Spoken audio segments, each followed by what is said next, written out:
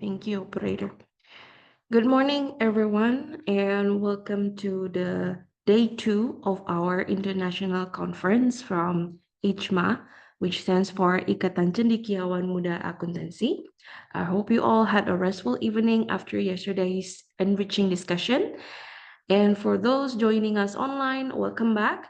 And for any new participants today, we are delighted to have you with us. Today, we have an exciting lineup of five distinguished speakers who will share their expertise on critical topics ranging from internal mechanisms and environmental accountability to digital transformation, forensic accounting, and corporate tax strategies. Before we begin, I would like to remind everyone of our conference protocols. First of all, please keep your microphones muted unless called upon to speak. Questions can be submitted through the chat function, or you can use the raise hand feature and deliver your question directly to the speaker. And we have dedicated Q&A sessions, question and answer sessions after each presentation. And all sessions are being recorded for documentation purposes. Now let's prepare for our first session of the day. Okay, so I take over, Bu Nadia. Yeah, I will hand over the session to Madam Sarchi. Yeah, thank you.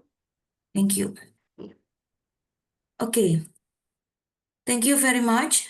So, good morning, our distinguished guests, our esteemed speakers, fellow academics, and participants joining us from around the world, and especially I think from Indonesia, also from Timor Leste, and from UK. Thank you, Dr. June. You come so early for us. Thank you very much. It is my great honor and pleasure to welcome you all to the first international conference ICMA 2025 with the theme Building Research Initiatives and Growth in Higher Level Teaching. So this conference marks a meaningful milestone, not only as a platform for the academic exchange, but also a movement to strengthen collaborations, innovations, and scholarly excellence in higher education. So as we know, our higher education nowadays face rapid transformations from the digitalizations of learning and the rise of AI-driven pedagogy to the growing importance of sustainability, ethics, and global collaboration in research. So through this conference, we aim to foster new perspectives, build the bridge between the research and teaching, also between theory and practice, between educators and the industries we serve. So we truly privileged today to be joined by a line-up remarkable scholars and practitioners whose insights have shaped both academia and professional practice globally. So we have our Dr. Jun Chao. Uh, she is an inspiring educator, researcher who works bridge international accounting standards, professional practice, and also in the higher education innovation. Secondly, later we will have Dr. Cindy Yoshiko Sirata. And then today we also have with us right now Professor Dr. Teresia Dwi Hastuti from Sugia Pranata University. And also we're gonna have Dr. Khairul Kamarudin from Wollongong, Dubai. Okay, so once again, welcome to ICMA 2025. Thank you for your commitment to join us in this second day. Yeah. Okay. Without further ado, I please Dr. June to have her session.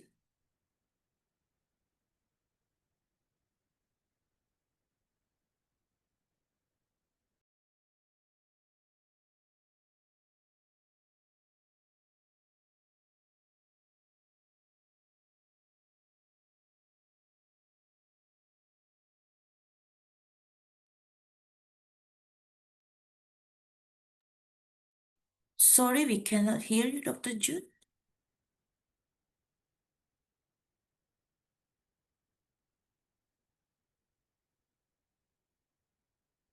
We can see your slide now. It's appear now. But not your voice. We can't.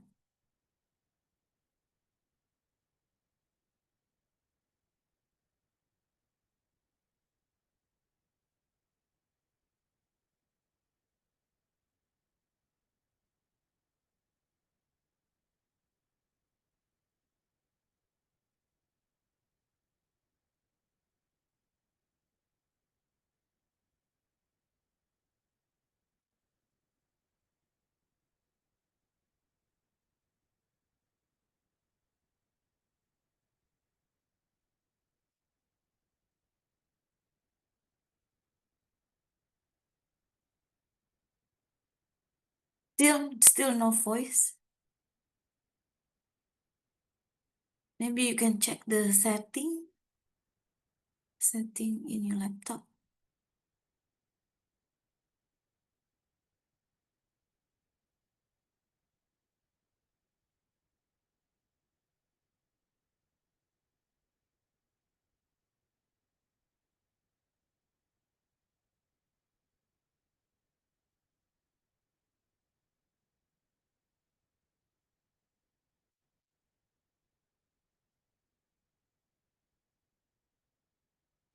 We cannot hear you, Dr. June. Yeah, no voice.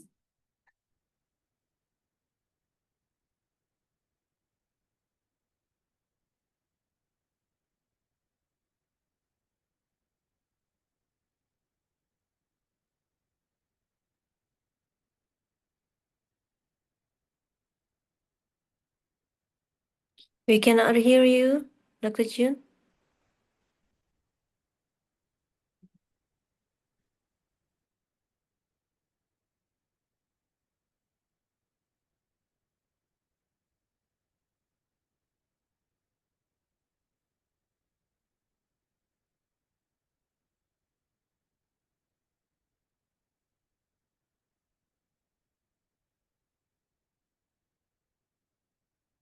Oh, not yet, not yet.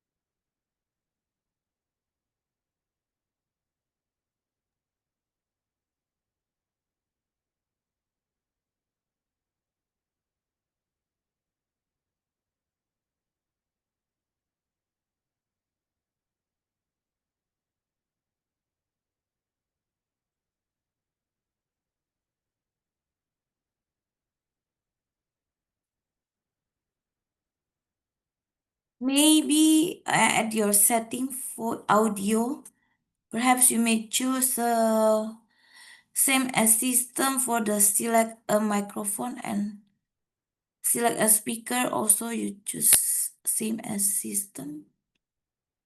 Maybe it can help.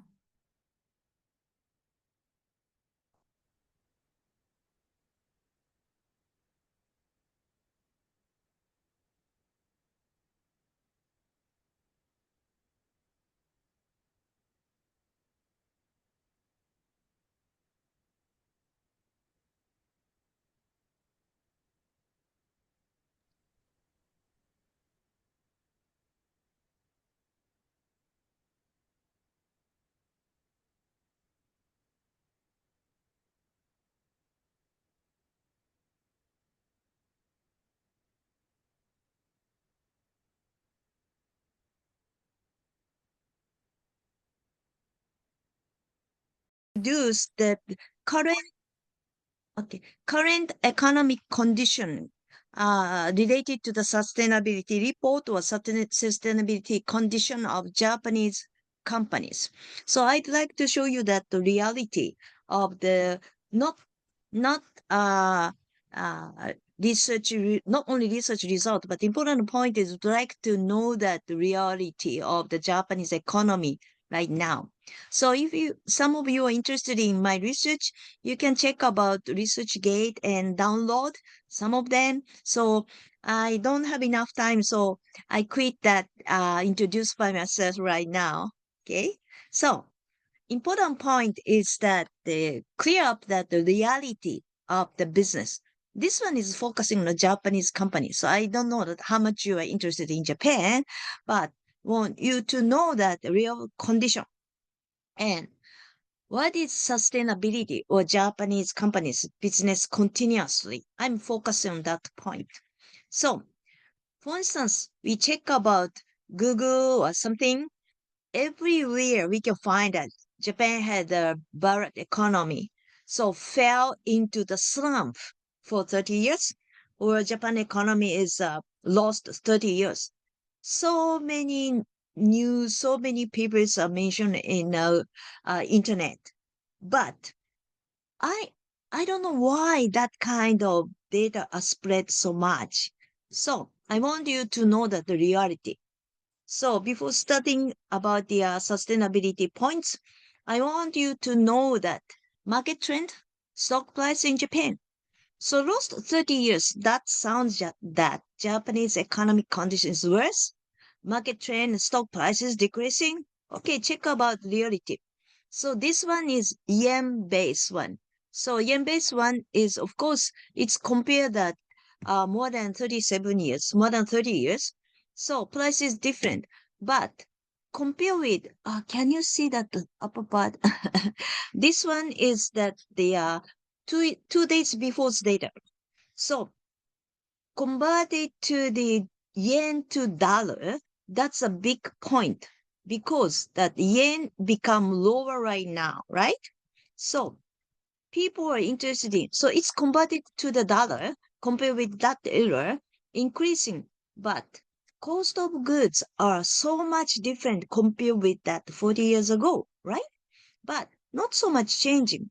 Important point is exchange rate. So news spread that, oh, today's Tokyo Stock Exchange price is increasing every day. But companies' performance, companies' business result is not changing day by day, especially that interest parties or outside parties cannot check about their sales result, anything day by day. But stock prices changing every day. That's a point. Spread the COVID-19 era. That is spread the COVID-19 era. Stock market is decreasing? No, not so bad. Point is, the Japanese stock market owner ratio, owner distribution, owners percentage had been changing by foreign investors or Japanese individual or Japanese companies ratio. So now foreign investors ratio is increasing so much, more than 30%. But best performance era in 1986 or 7, the most owner of the stock market in Japan is Japanese by Japanese. So foreign investors ratio is less than 3% or something. But now it become more than 30%. So foreign investors not interested in real result of the business performance, only that interested in that exchange rate. So if that stock market owner are Japanese people nothing to do with that exchange rate to the dollar. So that's the big different point. Easy to mislead the information users. For instance, do you know that Suntory very well? Suntory is very famous. YKK Fastener Company or S-Corp. And do you know Japan Travel Bureau, biggest travel agent? Daiso, $100, your $100, $1 shop. Yes, very well known. And oldest insurance company in Japan. And NTT, that's very famous for cell phone, but starting point of the telephone communication company. Also, Family Mart, you know very well. These companies are non-public company. So there is nothing to do with stock market. So Japanese business is not so much correlated to that stock market. So this one's very interesting data. So corporate rating, but during the COVID-19, spread the COVID-19, that the pandemic era, how many percentage of the company were downgrade of their rating? So depending on the area, United States, Western Europe, South America, Asia, almost all downgrade companies are more than upgrade, of course. But please look at this one. This one mentioned that Asia is excluding Japan. If including Japan, upgrade become more. So that's the point. Japanese economic condition is, how come? Okay. Sorry. Okay. So it is says that Japan GDP is decreasing so much. Yes, that's right. Japan is lower than Germany. So Germany become number 3 in the world. Japan become number 4. Yes, that's right. Ranking become down. But that is converted by dollar. So, for instance, real-based GDP in the same time the government announced, Japan was still number 3. So another point of view, this one is GDP in yen base. So yen base, spread the COVID-19 era, GDP in Japan is increasing so much. So why we lost 30 years? Look at during 30 years, GDP had been decreasing? No, it's increasing, right? So more interesting thing, this was local tax income. So tax income means that the payers, that means the individual person's income is increasing. So this one really difficult to see that. Okay, spread the COVID-19 era, the total local tax income, orange one is a total amount increasing. This one is local tax. Okay, let's check about government income, government tax. Government tax is that compared with that bubble economy era, that was so high. It was says that was the highest after the World War II. Of course, it's decreasing. Spread the Lehman shock era, bad economic conditions, decreasing. But now, look at this year. This was the highest. Of course, compared with the bubble economy, higher and higher and higher and highest ever. That resource is coming from the increasing consumption tax, corporate tax, individual income tax. So consumption tax increasing means taxing ratio is the same. So people's will, the mind to purchase goods is increasing so much. That means their income is increasing, so they can buy so many. So total government tax is increasing so much, highest ever. So why it says that we lost 30 years? How is Japanese economic conditions so bad? It's really good right now. So this one is so-called diffusion index. Jap companies CEO or president think about current economic condition. How is it? It's good, bad, worse, better. So zero line is the persons who feel better or good minus bad, worse group. So better, good person's number is more than worse group. That line comes to over zero. So look at the spread the COVID-19 era. Because just half 2020, half 6 months or something, all industry CEO think about, economic condition feel bad. But after that, still spread the COVID-19. But they are feeling that, yeah, it's good, not so bad. That number is increasing. So that's interesting. The press says, no, the number is decreasing. Of course, this year, the number is decreasing, but that ratio is still higher than ever. So very good economic condition right now. So Ministry of Health and Labor Welfare announced that the salary.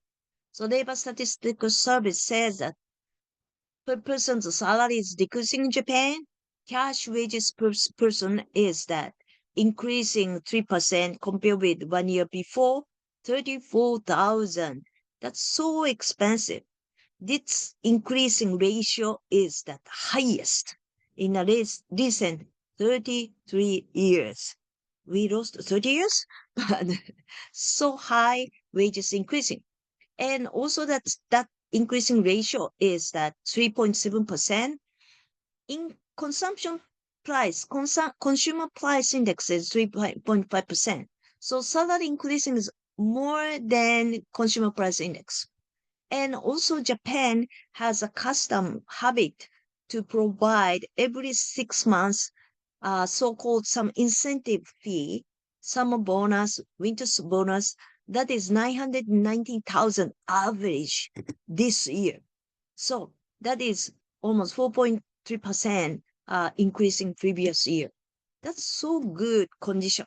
So how is the key factor of the corporate sustainability? We have that sustainability report also we have.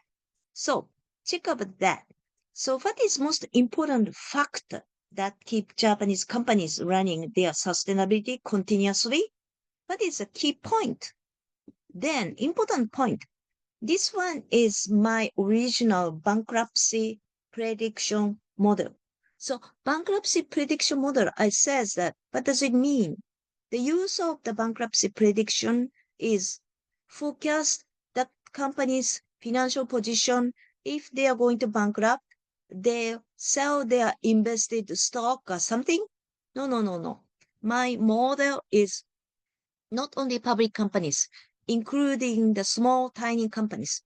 So once we know that sign of the bankruptcy of their corporated company, try to protect, try to keep their business. So how to change the trading condition or something, then not to go into bankrupt. So purpose is stop going to the bankrupt. That's the key point. So this one used that more than 1,400 bankrupt companies. Public companies numbers do not bankrupted, as I mentioned that. So the key point is retaining earnings to the total asset. This one analyzed that AI-based technology. So ROA or interest to the sales or stock inventories ratio. Then compare with previous literature regarding the bankruptcy prediction model, Altman's model is very well known. But their purpose is, as I mentioned that, stock market. So these data are the listed companies. So important point, most difference between my model than this model are I'm focusing on all Japanese companies, including small, tiny companies. Purpose is not for the investment stock or bond purpose. Keep the business. How do we sustainable Japanese economy? That's a key point. So Olson's model also 100 companies. That's so huge, but my model use 1,400 companies, bankrupt companies. Then that's the most different point. Then this one's a Professor Altman. Maybe some of you knows well. So I met him sometimes, but as I mentioned, his model and my model is really different. So I established a logic model and a linear model, but I mainly use that linear model. The reason why bankrupt cases and ratio in Japan, that is decreasing so much. So that is current condition. As I said, that spread the COVID-19 era, bankrupt ratio and number is decreasing. But you can feel that bankrupt numbers looks like increasing. But important point is that red dot line compared with the ratio. So split the COVID-19 era, that was the lowest ever. But now almost the same ratio ever. So COVID-19 era, the bankrupt ratio is, this one is including small, tiny companies, all Japan, is not increasing. So why it's lost 30 years Japanese economy? Ratio, bankrupt cases decreasing. GDP is going up. But it is said, how is the public company's number? Public companies bankrupt numbers. So split the COVID-19 era, that is the right-hand side number, one company a year. One company a year. So total number of the listed companies Japan is more than 3,900. So compared with the German or European companies, their listed companies number is so small, but Japan listed companies number is so high. But even though that spread the COVID-19 era, public companies bankrupt cases is only one a year or zero or something. During the bubble economy era, during the bubble economy era, these 4 years, the ratio is companies zero, but 3 or 5 companies bankrupted. Then last 30 years, especially that recent 15 years something, bankrupt cases is so small in Japan. Okay. And also that not only that cases, not only that number, but how about the size, per debt size of the company that going to bankrupt? Yeah, you may be that small number, but big company are going to bankrupt. No. So the trend of the per debt size of the bankrupt cases is also decreasing. So not big company are going to bankrupt. Compared with 25 years ago, big companies are going to bankrupt. But now ratio had been decreasing and per debt size is decreasing. Okay. So this is current real situation in Japan. And how come? Sorry. How come?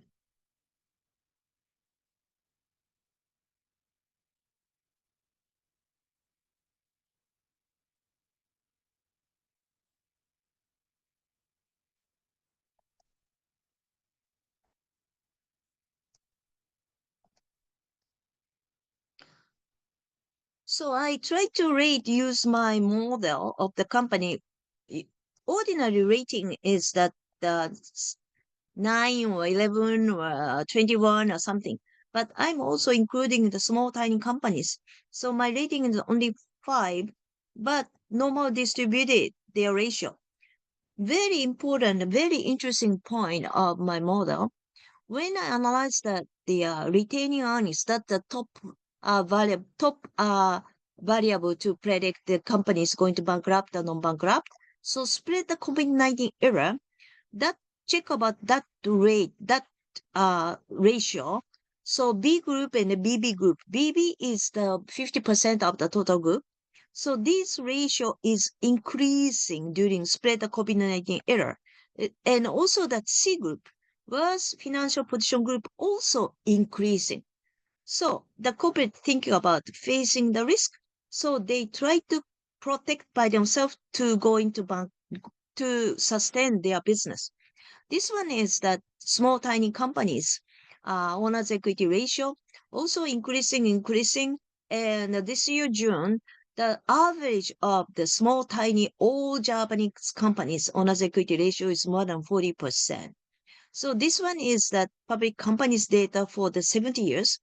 So I don't have enough time, so quickly skip this part, but this blue line, 54%, that is the average of that public companies owner's equity ratio. That's increasing recent 10 to 20 years because they don't want to borrow the money.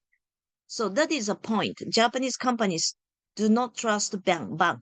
They are running their business by themselves.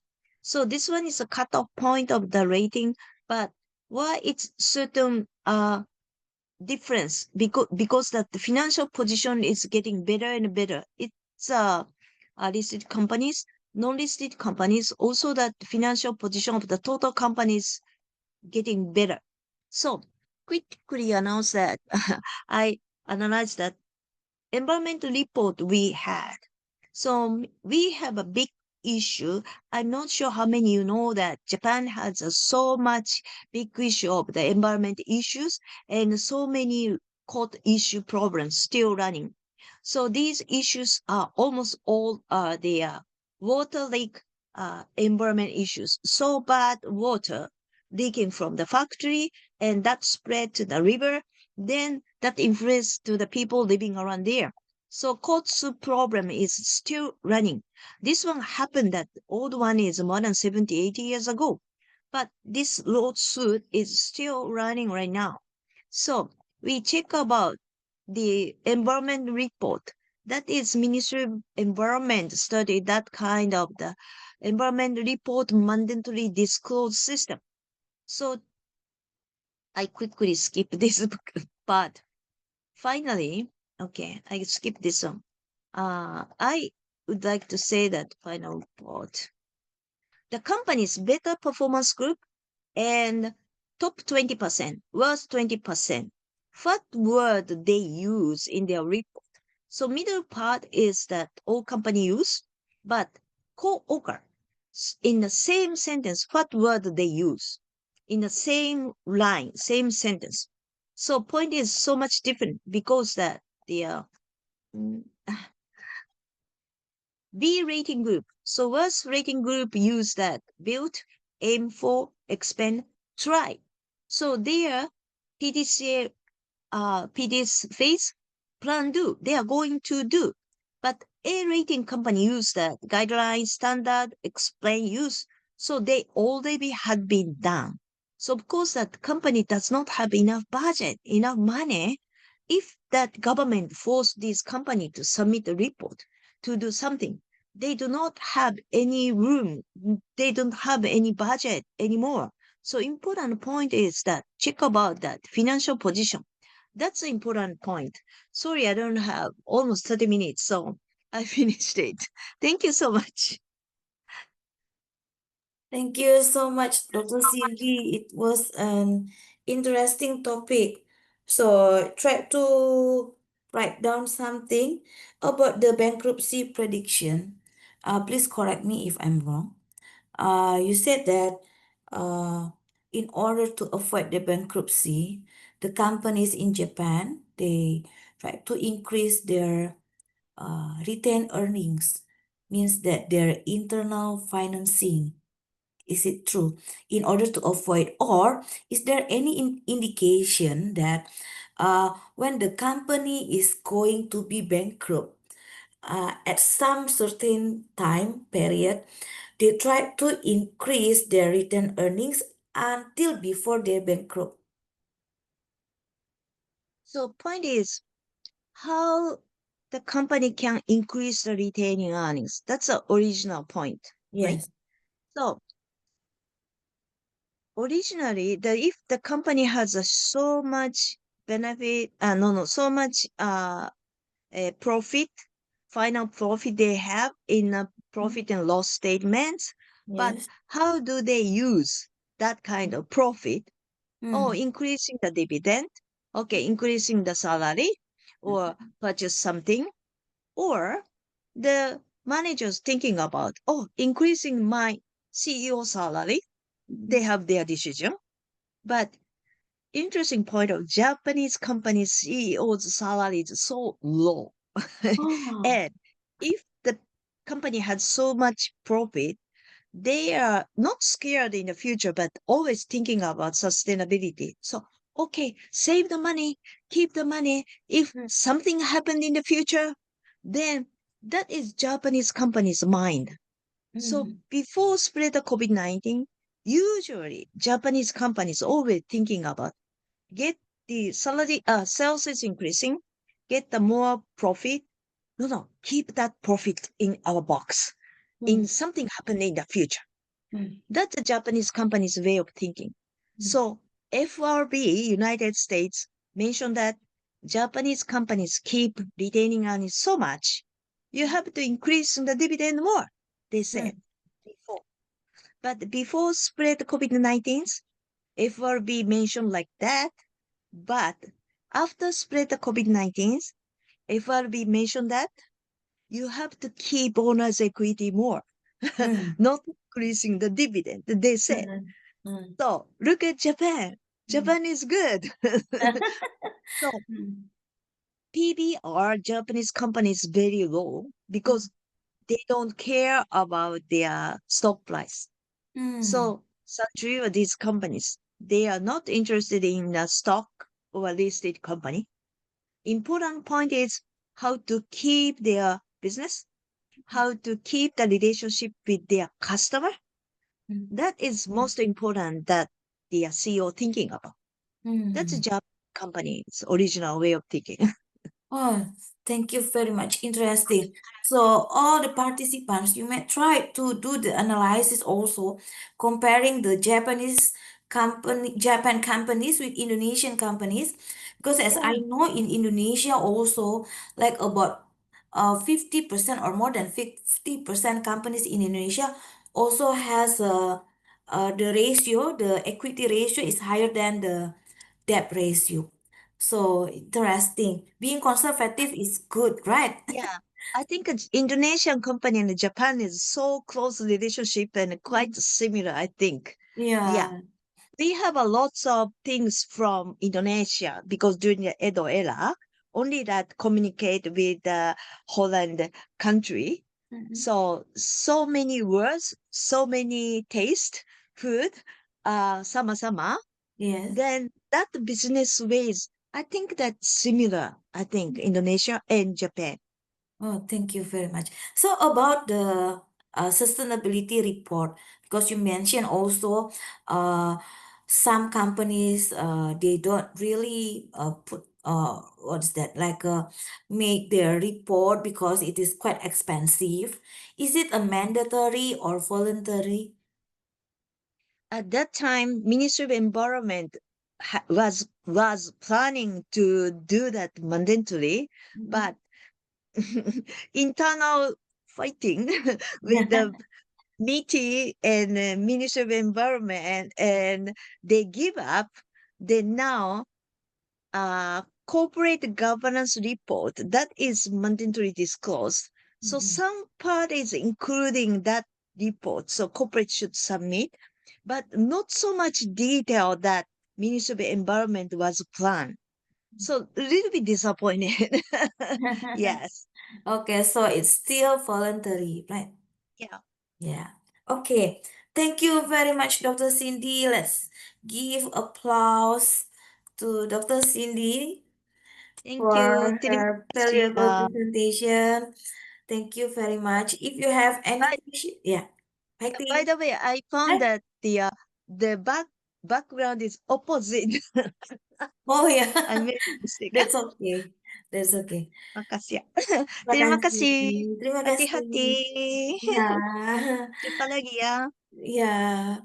So next we have our distinguished speaker, Dr. June. Are you ready? Can you hear me now, darling? Ah, good. Very clearly, Dr. June. Time is yours. Eventually. Thank you. Can you see my slides? Yes, yes, Beautiful. can. First of all, thank you so much for inviting me. And I I I mentioned many times I love Indonesia. I love my friends in Indonesia. It's always see the friendly faces. It's making that kind of warm feeling come back again. And so here is EU. I'm in UK. It's 2:30 a.m. So in the midnight, my voice maybe not that clear. I try my best, but I feel very happy and very exciting. And yeah, so uh, quickly know about me, and I do a lot of research about Indonesian and also last year And earlier this year, I wrote a special issue about Indonesia and have some paper accepted the Pacific Accounting Review. And hopefully in the future, we will run more issues about Indonesia accounting research and also economics and finance. So again, today I want to share one paper actually included Indonesia, and it's 5 Asia countries. Very interesting. It's related to the sustainability. So what we are looking at here is we know that ESG assurance or CSR reported there are a lot of problem, right? So internationally, what the practice do is we have ESG assurance. So our this paper instead of look at the formal assurance, we look at another type of assurance called internal mechanism. So we try to look at whether those internal mechanism can really play a role to reduce the environmental reported dishonest. So this is the key issues we look at. So this is my contact and issues, and if you want to contact me in the future for workshops, seminars, and conferences, just please feel free to do so. And hello again. So the globally we try to achieve net zero. However, it's not easy to achieve. The problem is many reasons. Just like just now, the city and we talk about is very costly to do so, and also the standard is still in the early stage. We want to do, but sometimes we don't know how to do it, how to make this fully transparent and fully follow standards, and also it's very costly to do so, right? So some firm try to be greenwashing and try to be environment decoupling. So if this problem exists, we never ever can achieve net zero, right? So this study try to look at some mechanism help us to reduce this problem. The one mechanism we look at is the eternal governance. So eternal governance is quite different from corporate governance. Corporate governance is broad, include like supervisions, monitoring, so on and so forth. Eternal governance basically refer to the subordinate. So not CEO, but subordinate group, subordinate manager, how they influence the corporate greening practice. We focus on the Asian 5 countries because they are important. However, they are rapidly developing their economics. However, they are very polluted. So they have the strong tension between the sustainability and also economic development. And what we look at is both. So we look at the formal, informal mechanisms, and also like the outcome in terms of ESG reporting. So we know Indonesia, I did a good research there, and Indonesia is like China. It's sometimes formal mechanism is not very strong enough, but informal like political connections and few other characteristics can play a more significant role, right? So in our study, we look at both, and our basic research question is whether the subordinate monitoring can play an effective role to help environment integrity, right? And then furthermore, whether this environment performance gonna impact corporate social license. And we of course contribute to this literature. You're aware that we look at the angle is implicit assurance, not ESG assurance directly, right? So I think our angle is more important because if we can also provide some insurance from our internal governance, it will be contribute more, right? Instead of formal assurance. Formal assurance not that many company practice, right? And then this is a theoretical framework. It's a little bit complicated. However, it's easy to understand. Is we know any decision made by from the top management team as a group, and however our study look at the subordinate, not the CEO, because it's not individual decision, it's a group decision. And we look at the new institutional accounting perspective, look at the formal informal mechanism together, how it's gonna shape the social contract and the social license, right? This is our framework, and I'm gonna skip this. So our first hypothesis is we believe firm with stronger subordinate monetary are less likelihood to engage in environment decoupling. Environment decoupling means like what they talk is so different from what they practice. So the larger score means the larger dishonest, right? And the second hypothesis is we argue the formal governance gonna stress the role of a subordinate monetary in curb environmental dishonest or decoupling. And informal governance, we believe, also play a positive role to reduce this kind of phenomenon. At the end, as a result, we believe firms with more environmental decoupling are more or less likely to have a social license, right? So community disagree with their operation. And our sample is from 5 Asian countries: Indonesia, Singapore, Malaysia, Thailand, Philippines, and from 2007 to 2020. We want to include more. It's why we include this period, just because from refined database we only can get those kind of data, right? And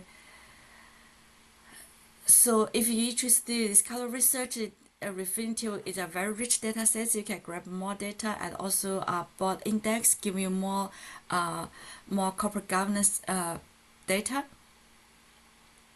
And it's our model, so we really look at the subordinate monetary, how it's gonna impact environmental component.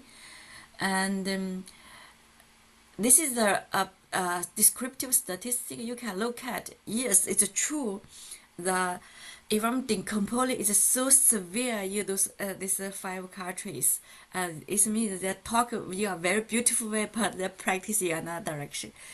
And baseline results, yes, it's quite consistent with our hypothesis. One is if we have strong, effective subordinate monetary, this kind of phenomena gonna be significantly reduced. And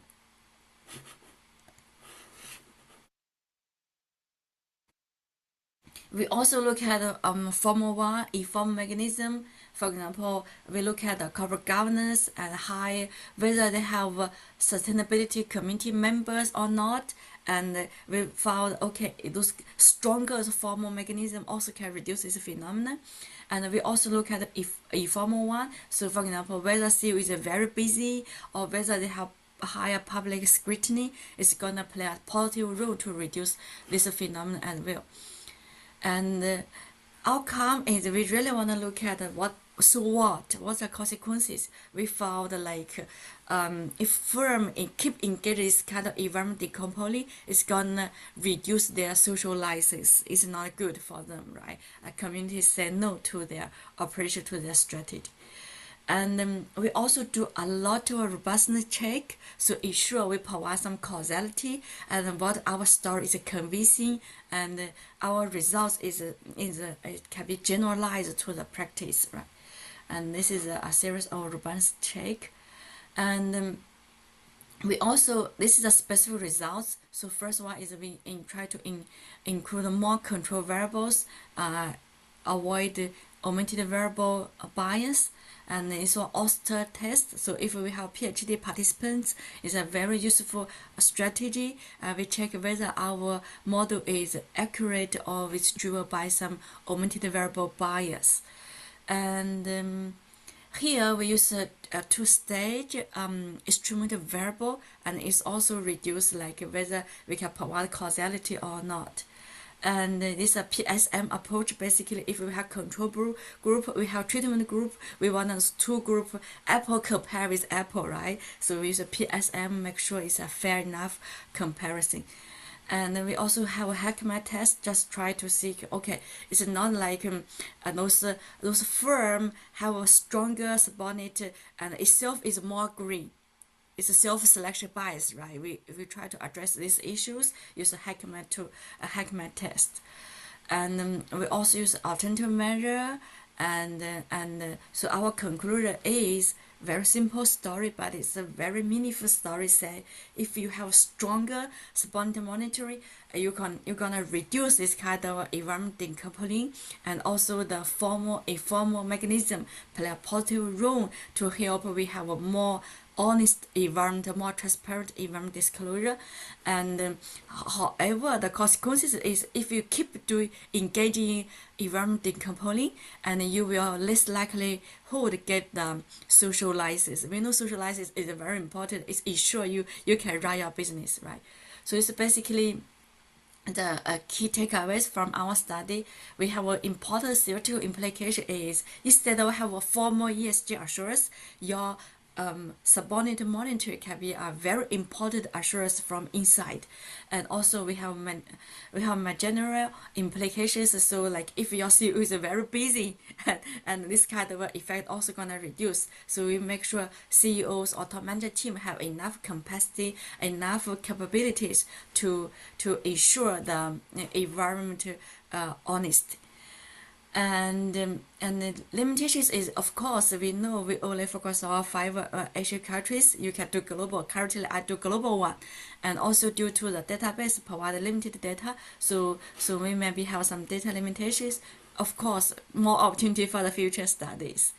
So thank you. This is basically my studies, and I hope you learn something from my recent working paper. Thank you so much. Questions? You so much, Dr. June. Of course, we learned so much, and then it is an interesting topic. May I ask about the your study, this study? I'm interested in the informal about the internal mechanism. So the internal mechanism, as you shown before, there are two, which is a formal mechanism and informal mechanism. Am I right? Yeah. So for the formal mechanism, how do we measure it? Formal one is very easy, just like Oh, what we set up in the company. For example, in Indonesia, we know it's called two tiers, it's called two layers, right? So yeah. we have, for example, supervisors, we have CEOs, top manager teams, we Ah, have internal control system, we have internal auditors, different yeah. type of committees. All this is a formal. It's formally set up as a corporate governance part of. Informal one, just like Indonesia, China, or Asian country, very popular is, for example, some social connections, Um, political connections, and yeah. this kind of you cannot observe, but it exists and it's a player role.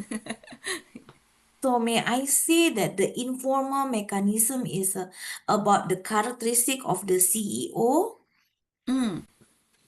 This one is Personal also. characteristic.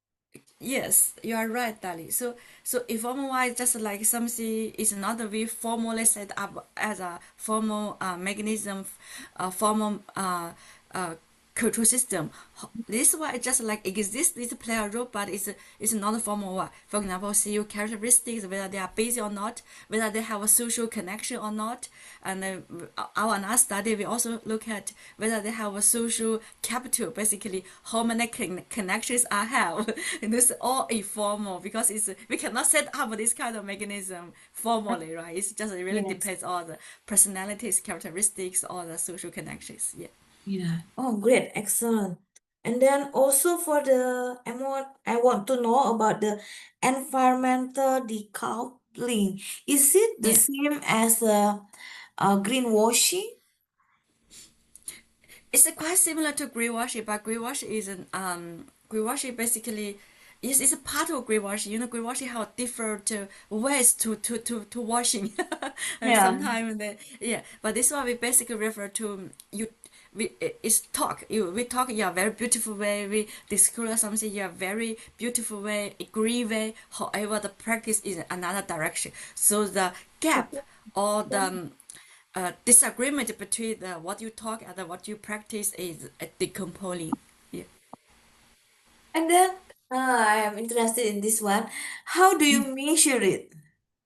So So in the database we have something about like what the activity real activities. Real So activities. real activities is a practice, real Mm-mm. activities, and also so we coded those real activities, and we also have another data is what they disclose. So like we compare those two index. If they are big gap, it basically they are decomposing, particularly if what their disclosure is greater than what their practice is a negative decomposing, is a Yeah. bad thing. We wanna what you talk is consistent with what you practice. So talk your walk, walk your Uh, talk. Yeah. so, so you compare the ESG score from the database like Bloomberg ESG score with what Refinitive.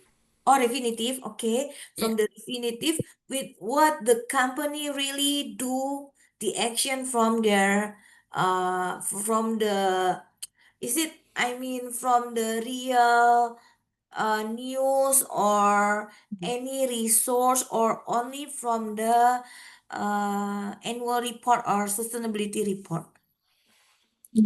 So actually, there can be multiple. I believe it really depends on countries. So for example, I know China very well. So China is we have a stat a low ESG ESG report, but some countries global recently we do a global research. Many countries they embedded their ESG disclosure in a annual report, but Refinitiv I believe they capture both.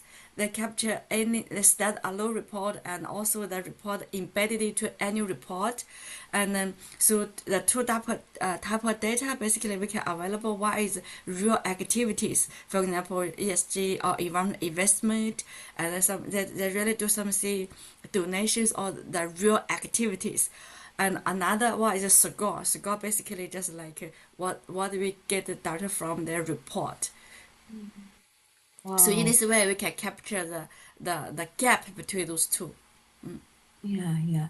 It's Interest. quite similar to China. China also have this. So we basically, if we capture greenwashing, we also look at the real activities and also look at what the score or what the performance that they speak, that they disclose. So the gap between the two is greenwashing. Yeah. Yeah, yeah. So what Okay, so this what greenwashing it means like the talk is louder than a then walk. So uh I talk something much beautiful. Another way is actually I did much beautiful, but I speak it less. This is why it's called brow washing. yeah. Uh, I did something, but I did something very beautiful, but I didn't speak it that loud. Yeah. Mhm. Yeah, yeah. So the the informal one is more workable compared to the formal mechanism. Is it like that? What is Yeah, it? our study is both workable. So Hmm. our study, the interesting point is first is we look at the informal, both informal and formal. Most important is we not look at CEO, we look at subordinate. Subordinate is like Subordinate. except Tom and the team as a big team. So we said except the CEO, whether other subordinate top manager team play a role. So this paper originated from the accounting review at Journal of Finance. So the two top journals.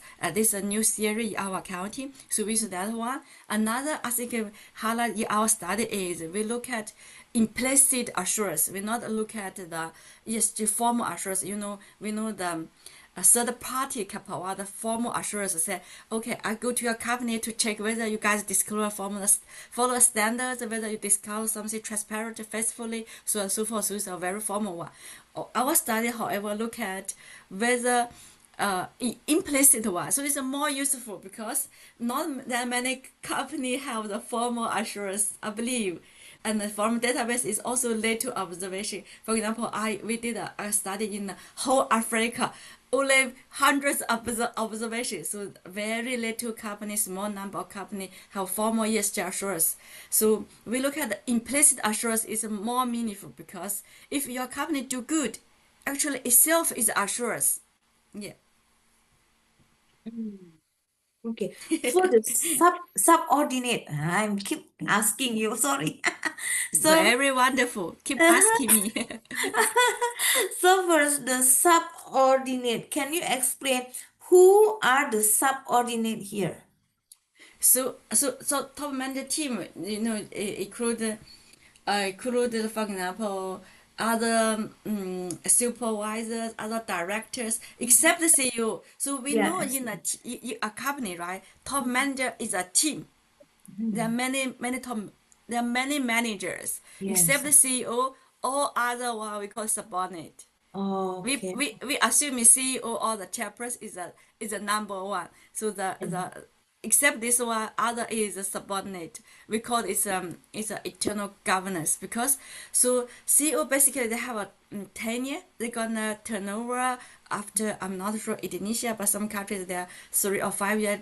It depends on their contract. So basically, we think they have short it's called myopia view. So they are short term Oh, focus, and myopia they just focus view. on.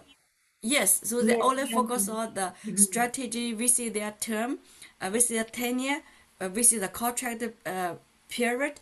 However, subordinate, subordinate is a whole, and also subordinate basically do have those short turnover policy. They have a long horizon view. They wanna that as a big team, they really want to do something is help them to have uh, long-term strategy. They really want to firm keep sustainability.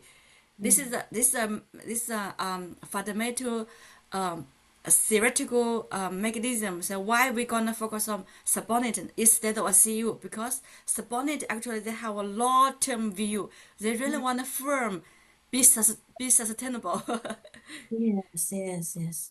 Has a long-term view. Yes, so they can keep working in a firm. They basically do have those turnover or those kind of short term contract, tenure, this kind of restrict. They can work for a firm for their whole life, as a team, as a big team, So this really makes sense, I believe. Instead of many studies they focus on CEO, CFO, but maybe it does not make sense because they only focus on the tenure. After 10 years, they don't care the company is survive or is bankrupt or is game is over. They don't care. So, but subordinate, they really care. Yeah. Yeah. So I'm curious about Indonesia performance. Yeah. So in Indonesian itself, do you have the data? I mean, from your data, how is the the internal mechanism of Indonesia compared to the other countries? So for this study, uh,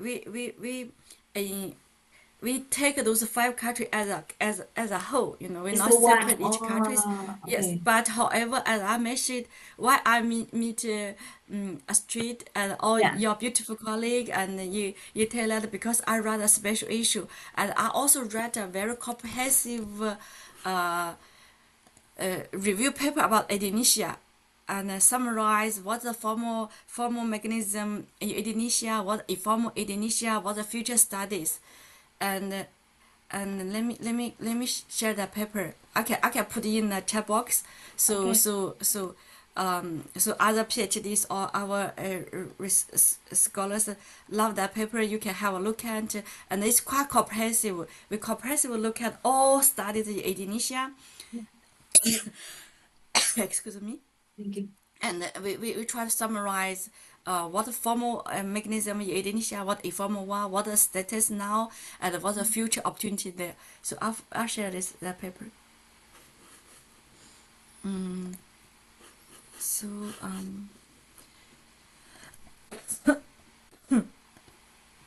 actually I still keep the slides. If you interested later on, I can send to you. You can share with your student or colleague. Because the last year I read a special issue about Indonesia research. Yeah. I still have the slides about Indonesia Okay. research. So I will try to I'm happy find. to share with you. Uh, Where is my paper? Yeah, so later on, I'm happy to share with you about Um, Here, look at this paper. It's my Google Scholar, and feel free to. Can you see my Google Scholar or not? Yeah, we can open it. Yeah, so this is a paper, and it's downloadable, and it's already published, but it's okay, also can download. So we did a very comprehensive review about all published paper in Indonesia about Indonesia. Indonesia have very good setting. Yes. Indonesia study published in top tiers like GFE, Journal of Financial Economics, is a very top tier. If we publish one, our whole career is safe. It's Okay, we could listen to become that. global famous researcher. Yeah. Okay, listen So to that, all participants. Indonesia is a good setting, right, Dr. June? very good setting. I'm happy to share the slides.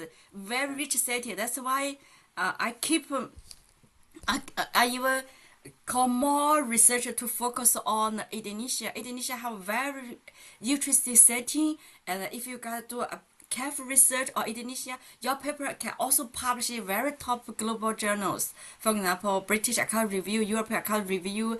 Like I said, the journal GFE is really top. It's global top, right? So it's all opportunities. Indonesia is a very rich setting, and they have a lot of interesting story we can tell. But I think we still not pay enough attention to Indonesia yet. We need more research on Indonesia or our Asia's setting.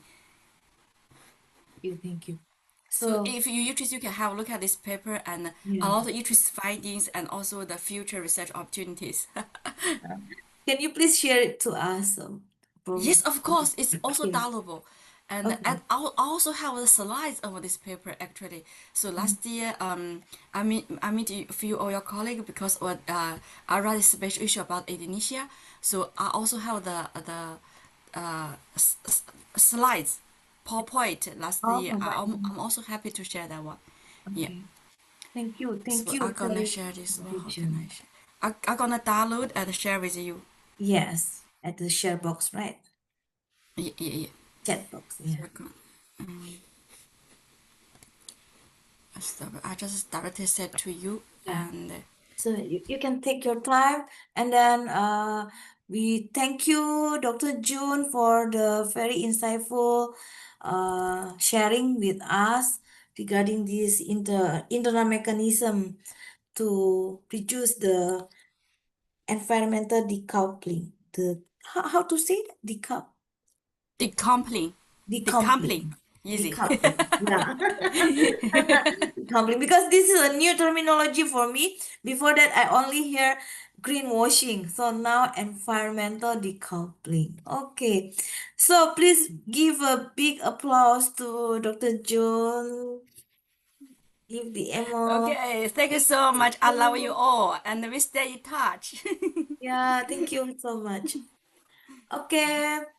Thank you, Dr. June. So right now we have our distinguished speaker from Universitas Sugia Pranata, Professor Dr. Teresia Dwi Hastuti. Good morning. Good morning, Professor Teresia. Yeah, so very nice. I can see you right now because usually I only see your performance or any output from Professor Teresia from Thank you. Thank you. IG and Okay. Facebook of Professor Ridwan. Oh yeah, yeah, Yeah. yeah. Okay. So without further ado, please, Professor Teresia. Okay, thank you. I will share my presentation first.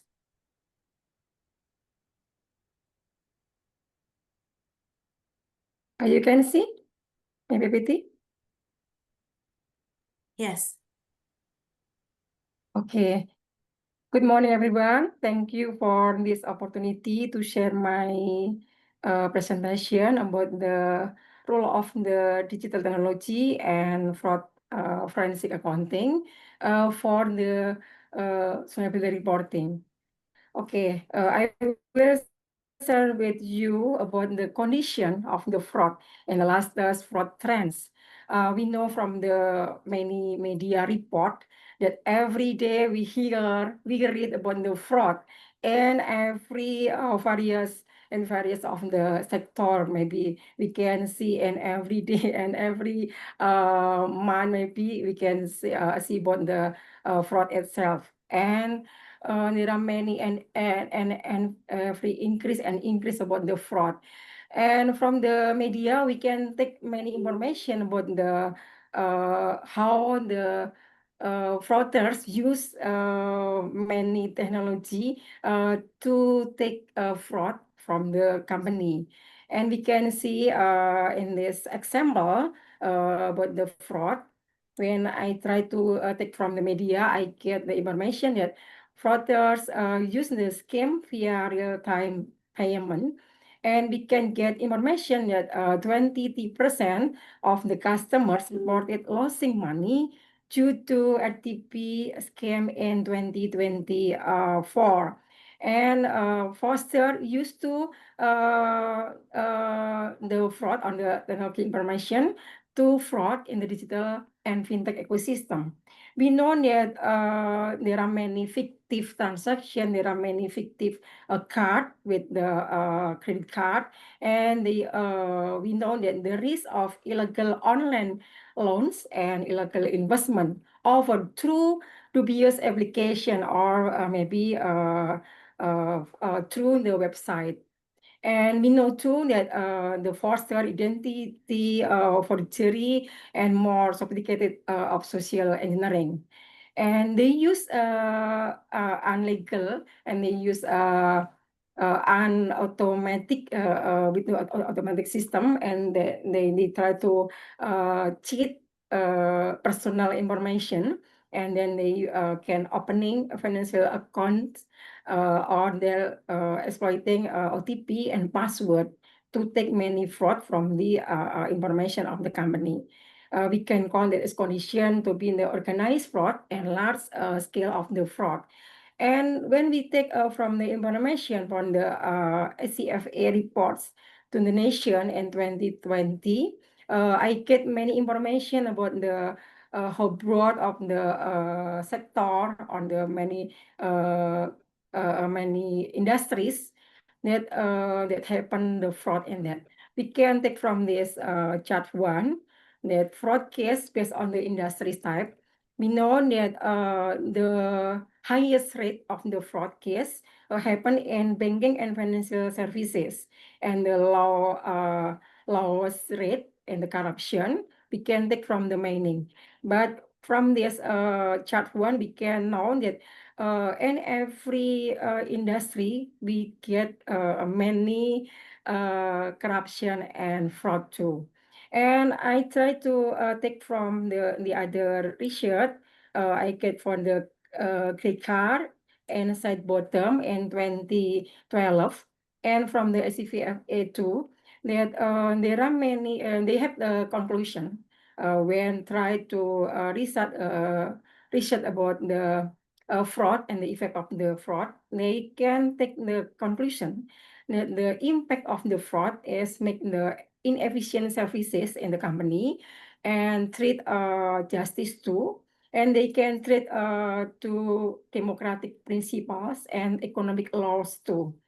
And very unsophisticated, I think, yeah, when we try to take information from the education industries. What is even worse, I get from the ICW in 2024 that they gave information about the losses in the education sector in Indonesia from 2016 until 2021, reached the fraud reached the 1.6 trillion rupiah. And law enforcement official uncovered 240 cases in corruption in education over in 6 years period. And from the data, when we try to take the shots of fraud disclosure, based on the data we get from the report by the company, to the institution that take care about the fraud. This is the most information that we can get about the fraud itself. From the report, we get 37%, and then other external that have the problem, that they get the law problem, and they take information about the fraud is 16.5%. And from the audit internal, we can get 13.5%. And how the auditor can find about the information about the fraud from the company. We can get the top 3 main sources from the first is from the company employees, and the second one is from the anonymous parties, because many company they implemented the whistleblowing system, and all of the employee and maybe the external people that have related with the company can use the whistleblower system to report about the fraud itself. And the third one is from the customer. We can get from the employee. They can take information about the fraud is 47.5%. And from the anonymous parties, we can get 21.5%. And from the customer, we can get the 9.1%. Okay, how can a company should the prevention from the fraud and corruption?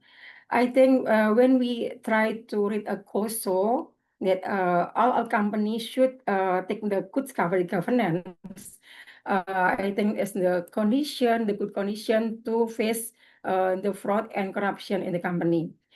Why? Because the good governance, they arrange about the value, create about the vision, create about the strategies, how to face the fraud, and they get a relationship with the board of directors and manager, top manager, and audit committee to take care together how they should prevent the company from the fraud and corruption.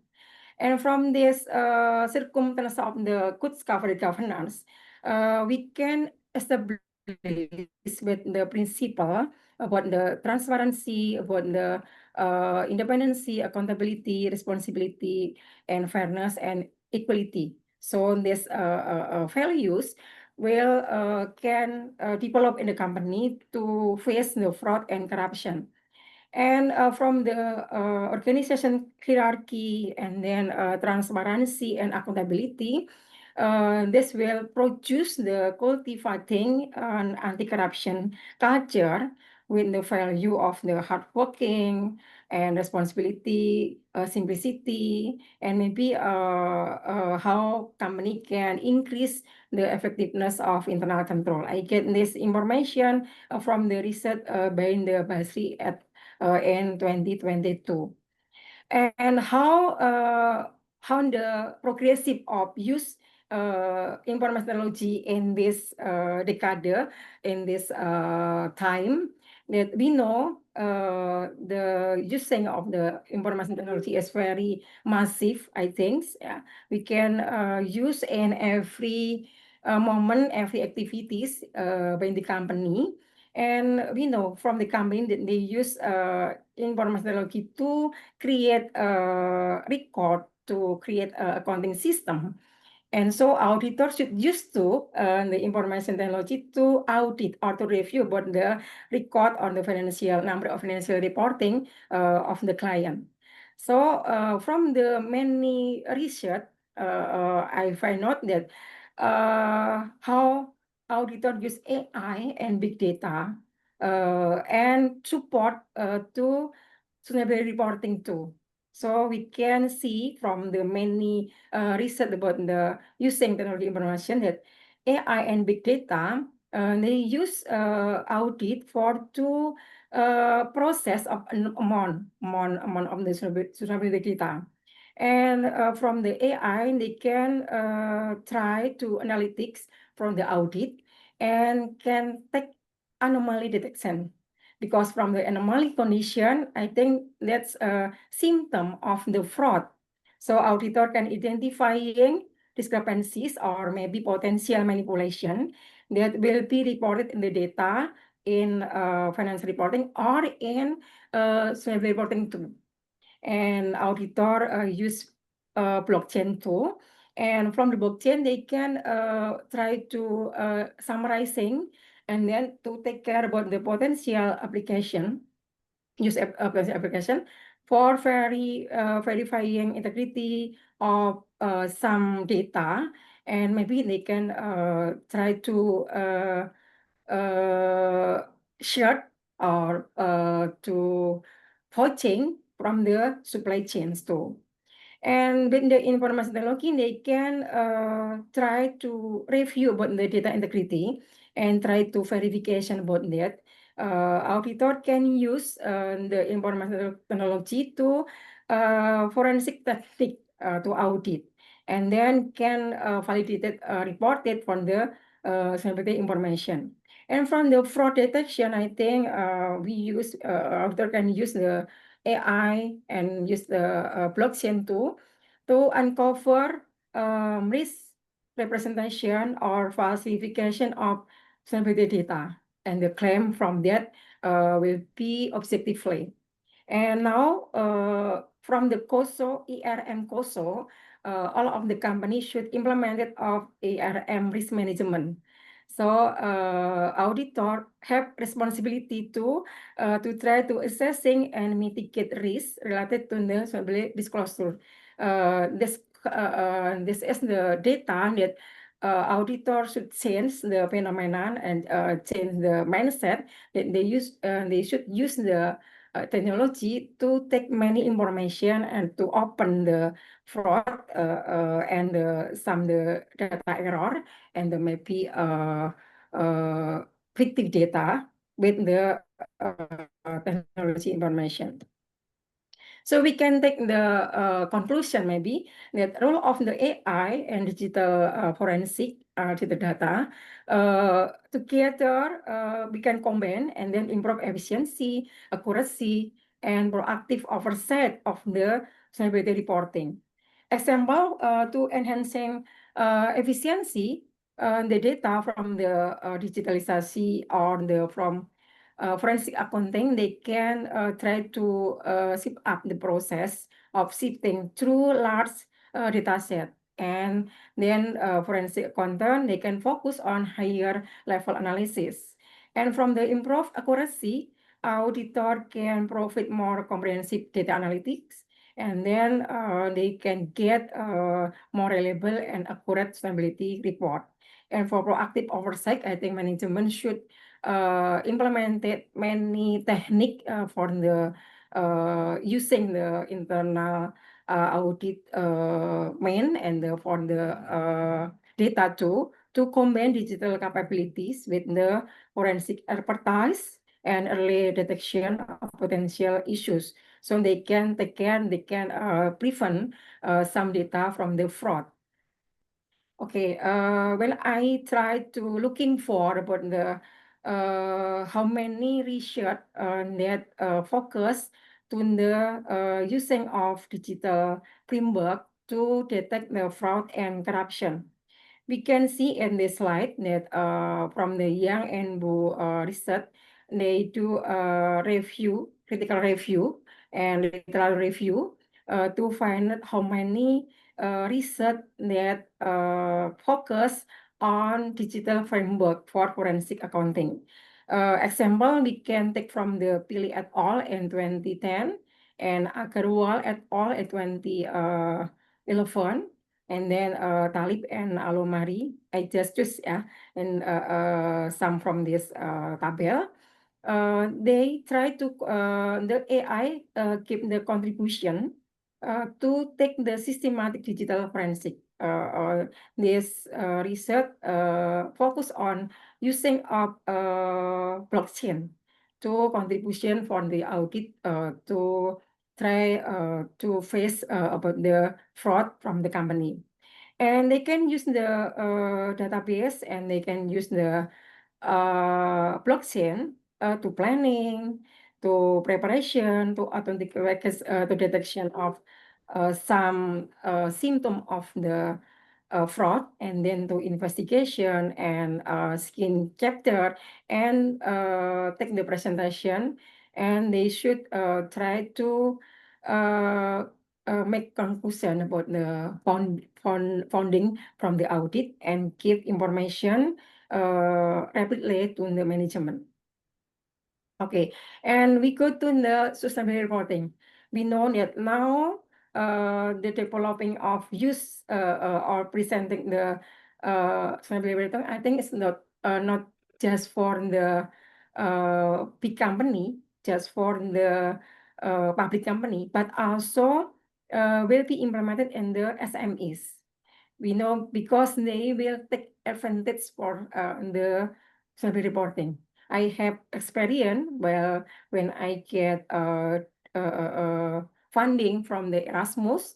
I found many SMEs that they present about the SR to get a customer from the board, and they get customer from the perform about the survey reporting. So they to be export, because when and they sell his product in Indonesia, they have no customer too. So they get customer from the exported customer. So we can take the challenge of corporate strategies and sustainability that very difficult yearly, very difficult to take the some sustainability, because there are many high implementation costs and resistant to change, and the company that will implemented on the SR, they should make the policy how the change will be chapter and will be a progressive action to prepare the company to do the company to comply with the regulation, and to take the policy to the changes to face the some change from the word, I think. And they should try to make the balancing about the short-term profit with the long-term goals too. Okay, but when the company implemented some information to take the SR or survey reporting, they will get many benefit, because that will be impact of the green investing on business, and it will be interesting to take all of the stakeholders from the company, so they will believe and give trust to the company that can give information about the sustainability reporting. So if the company can make the SR, they will be encourage corporate responsibility and increase financial support for eco-friendly initiative. I think this is the point for the customer, maybe point for the investor, creditors, and some stakeholders, the other stakeholders, and will boost innovation and sustainable solution. I think this is the new phenomenon that company should follow the progress of the climate change, and they should have the policy to take that, and it will be enhance market value and investor confidence. Okay, so the role of the technology and forensic accounting for support the sustainability reporting, the first step, they should compliance with the some regulation. And with technology information, company can have tools to ensure that they will gather some data, and then they can obey some the sustainability regulation and reporting framework they can do, because from the information they can get many data, many technique, and many shorts that can be do to make SR itself. So that will be improve the corporate consciousness because will be foresting a genuine commitment to sustainability. And with the data from the technology and support by the forensic accounting, they will have the transparent data, and the data can verifiable reporting, and that will be build stakeholders trust.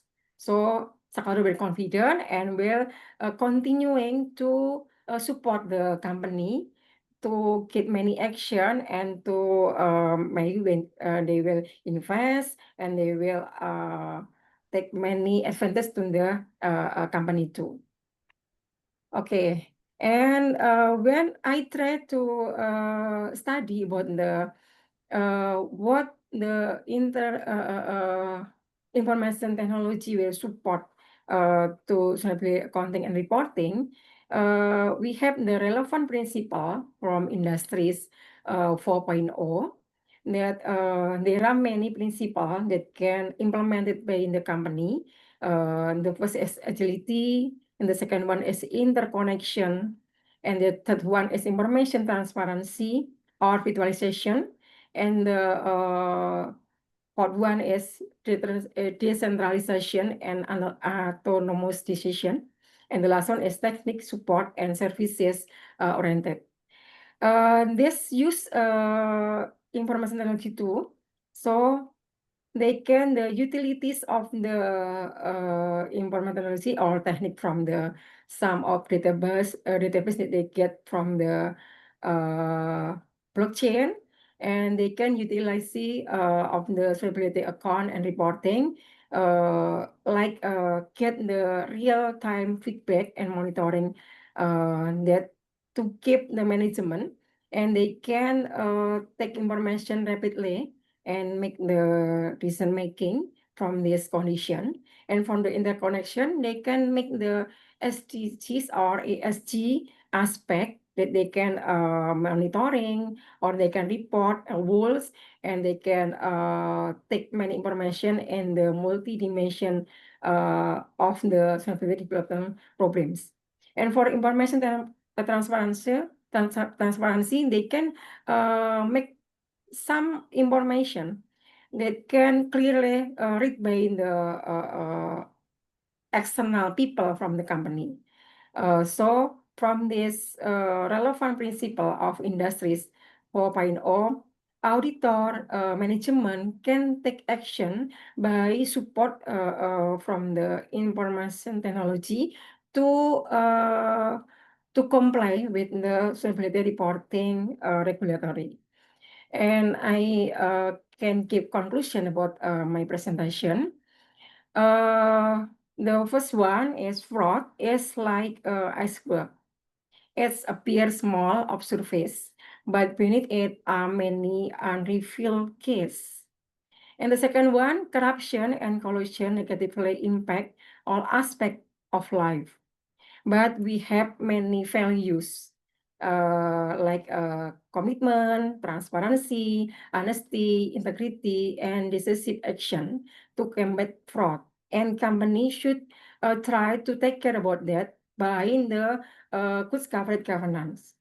And from the auditor, the need for forensic accountant acquired new skill and adapting to involve digital tools to take some action, to take some technique to get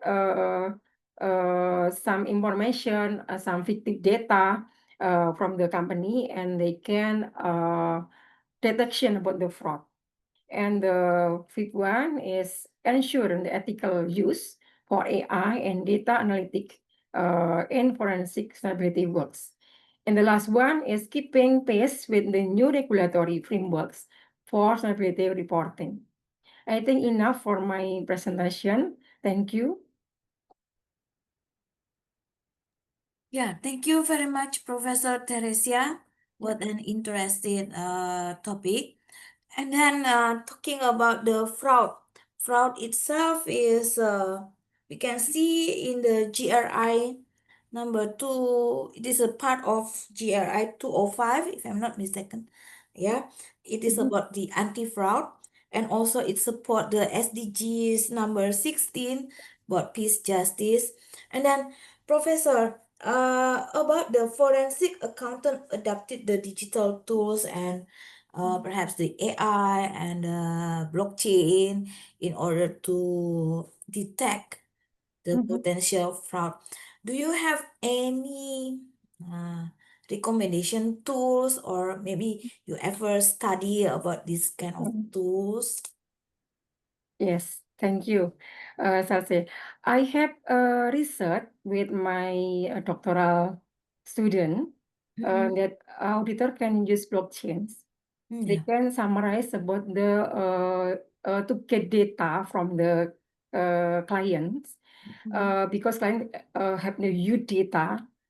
Sometimes auditor just take a sample. But with the blockchain, auditor can get all of the data from the client, and they can try to summarize, and then try to looking for many anonymized data. They can take compare about the data from the previous years, and then the next year and the current years, and they can take the some anomalies condition. This to be a symptom of the fraud, and other can try to enrich data from that, and try to take some information with the Q&A with management from data from the blockchain. Okay. Yeah. Wow, that's it. So right now we have one participant who raised hand. Any participants, if you want to ask questions directly, please raise your hands. Then I can give the opportunity for you. Okay, Mr. Pascual. Yes, good morning, Ah, Prof. we Teresa. yeah. Can you You be can hear? loudly, Pak? Yeah, yeah. Good morning, Prof. Ah, Teresa. I would like to ask Morning. questions have relevance with the previous presentation about the corruptions and political intervention or unethical behavior in organizations. Let's say we have a CEO, Chief Executive Officer, and then subordinate. If both of them make the same case in corruption, let's say white collar and blue collar, what is the best way or excellent way to prevent those fraud or corruption in that Okay. organization? Thank you. Yes, I think good governance is the most tools for the company. If they can implement it by the spirit segregation of the function in the organization, and the board of director have task to review about the report from the management, top management, and the audit committee have a function, and they do the function. Because normally we know that Indonesia maybe just a report, but in the action is not good in the action. So if the committee have the commitment to review about the internal auditor and from the external auditor, and review about the report from the management, top management, and they can combine with the technology information, and I think this will be have many conditions. And from the top management, they should have focus on creating values in organization. We know now we have information about the risk management, and management have tasks to create values about the ethical, about the procedure, about the conceptual framework in the company, that they should implement it some information and get risk, and try to define the risk first, and try to take care about risk, and detection about the fraud maybe that can be happen in the company. This is the point that good governance, and then risk management, and how of the sum of part in the company, like top management, like board of director, maybe a committee audit, maybe of the internal auditor as another, go together, make commitment to take care about the some information in the company, and to create the values and take care about the commitment. Thank you. This is from the company side. How about the institutional public institution? Let's say the political party they win the elections. They have the right for democracy. They will run all institutional. But let's say prime minister, and secretary of state or a director executive, they have a link to do this. And how do we face this complicated and this they said it lawful, but actually they use for their own benefit. I need Prof. Give any analysis or your experience for us. So this is good for us. Yeah, in a perspective of public accounting or institutional government institutional. Thank you. Yes, thank you. I think the first step, how the management know about the control. If they know about the control, and we can take from the agency theory that management is to be again and board of directors to be a principal. So board of directors should take many tools to evaluate management, and management have tasks to fulfill about all of the interest from the stakeholders, I think. So if they have commitment in the company, I know that sometimes management have his interest to take some bonus from the company. This is the condition that board of directors should know about that, and they can create some action maybe or some tools from the company to try face about this interest bonus from the management. So they can have many policy to take that and to control that management should do in the good line and external auditor they can join or they can take data from the internal auditor together to try take care that management will have commitment to fulfill all of the interesting from the stakeholders and how the management should do in every policy and or in every action in the company to take many circumstance of the data, circumstance of the activities to fulfill about the some of interest from the stakeholders. It's very difficult condition, I think.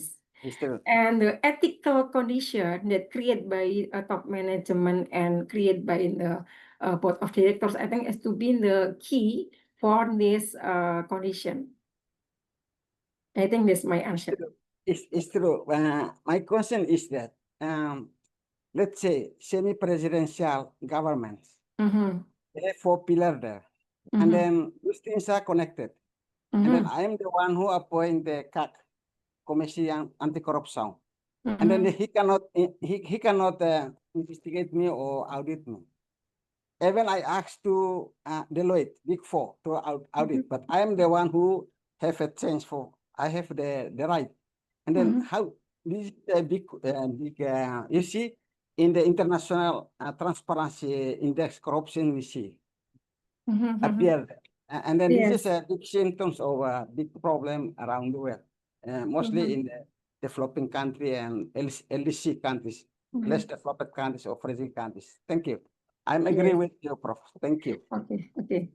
Yes, I think the organization from the external company like ICW in Indonesia, maybe in your country to have, they have a task to take data from the all part, and then this is to push the company because broadly information will be give from the ICW. So all of the people from the other country will can read about that. This is the point that management will try to take care about the data, take care about the fraud, and will implement the whistleblowing system, I think. So they will ask for the other point for the other people and will try to report about anything that they know about the company. Okay. Thank you, Prof. Thank you very much. Thank you, and Yeah. Dr. Sarsha. Thank you. Thank you, Dr. Pascual. Thank you very much. Nah, Dr. Teresia, about you mentioned about the whistle blowing. Blowing system. Yeah. Yeah, whistle blowing system. I ever did a research about the motivation to do the whistle blowing. But I did it in students level. And then there is a less motivation, professor, to do the whistle blowing because of what? They most of them answer it about because they are afraid of losing their social connection with the friends who are in our in what's that include in that the fraud or any potential fraud activity. So can you give us some insight or view about this whistleblowing? Okay, right. I have program with Mr. Ridwan Sanjaya too. Mm-mm. I develop with Pak Ridwan, develop the program with system to education institution. Mm. And this point, I should read the foundation of our university first, because this is the condition that they will make some policy. They have some power to implementation of the whistleblowing system and to make all of the part of the university, like a student, like a teacher, like administration employee maybe, that they can obey some policy, because the foundation will give guarantee that some of people not fear to report about the information about the condition of symptom of fraud maybe that they know.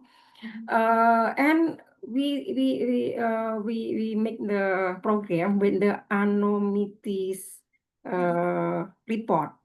And when the report is very urgent or very important, we try to take the name that the reporting that and then we try to as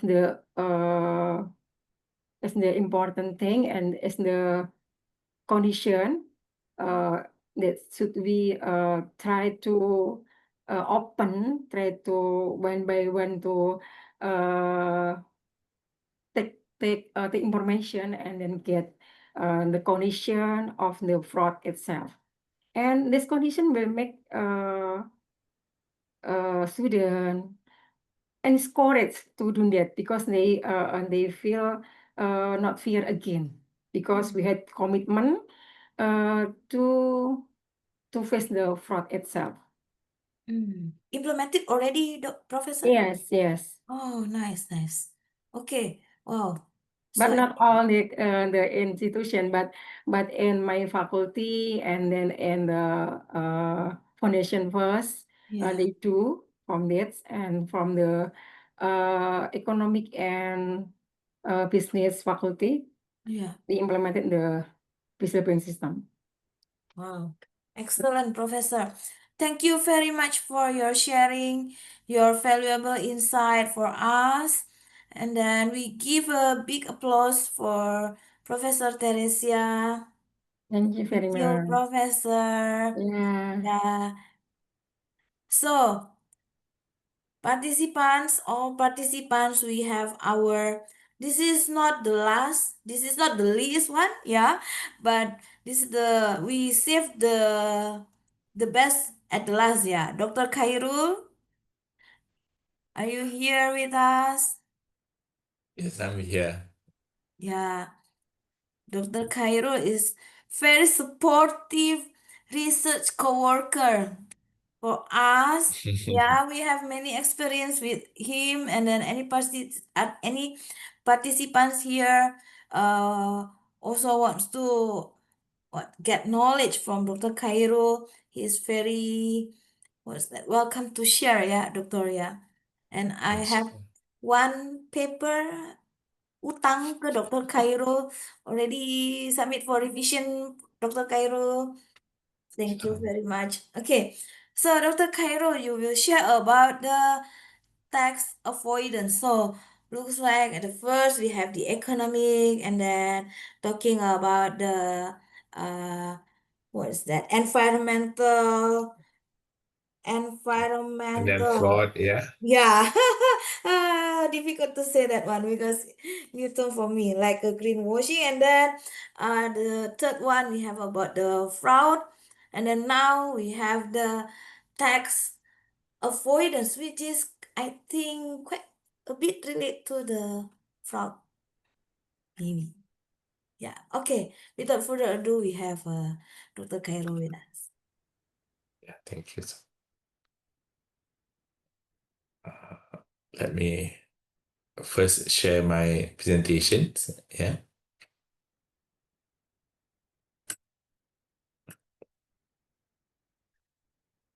Can you all see my screen? Yes, we may. The full screen? Yes, already. Is it the full screen? Yeah. Yeah, full screen. Yeah.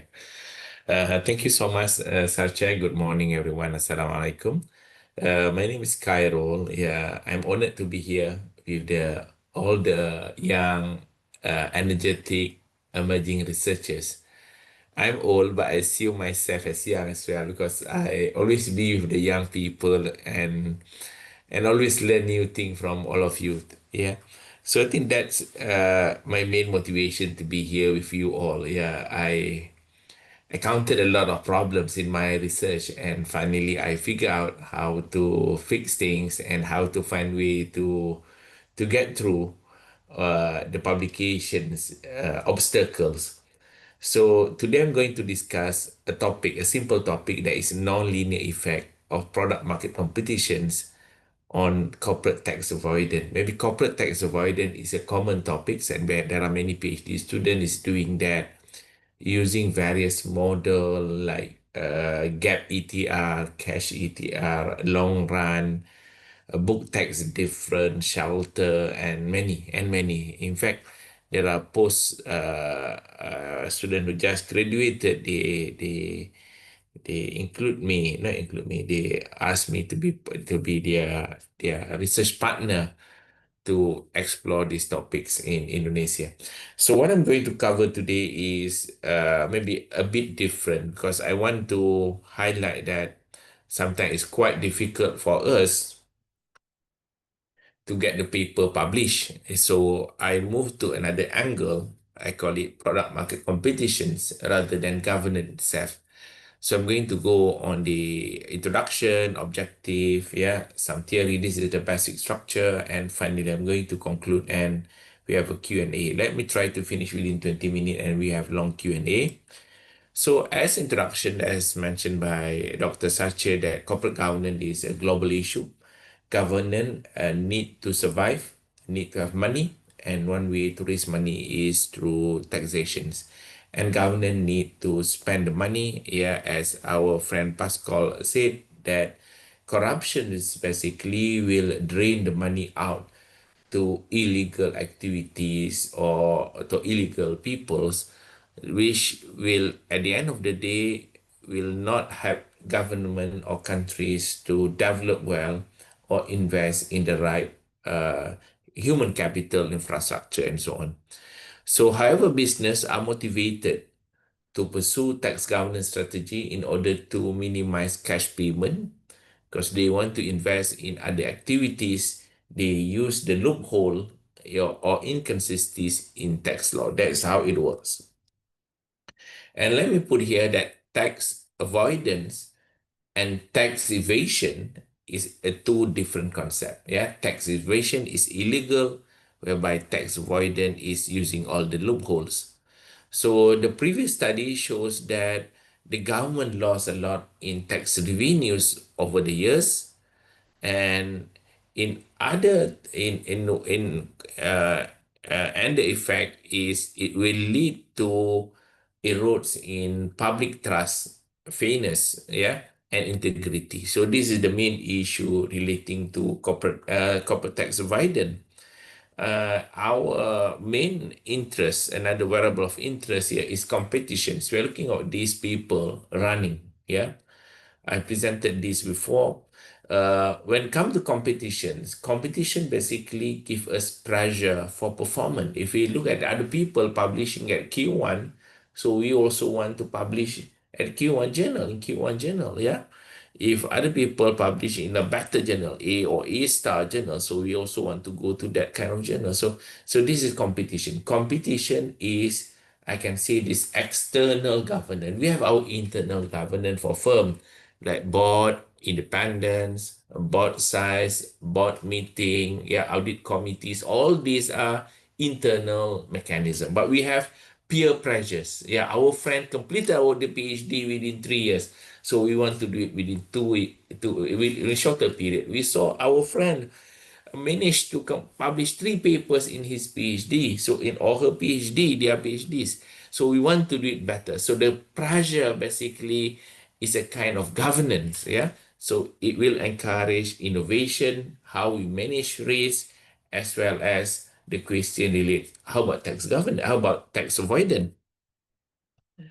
So when come to this, our objective is very simple, very straightforward. Basically, we will have only one objective: investigate whether there is a non-linear relationship between product market competition and tax avoidance. This is the objective. So our research question also this, but to make it easy for maybe for junior researchers, we try to break it into three. But formally, we only have one objective and one questions. That is the first one, whether product market competition or industry competition affect or influence tax avoidance. That's number one. Number two, whether the relationship is linear or non-linear, and whether we can have whether we can have U-shape or inverted U-shape. Okay, what is linear or non-linear? I will explain after this. Let us look at the theory. What are the theory behind that? Uh, we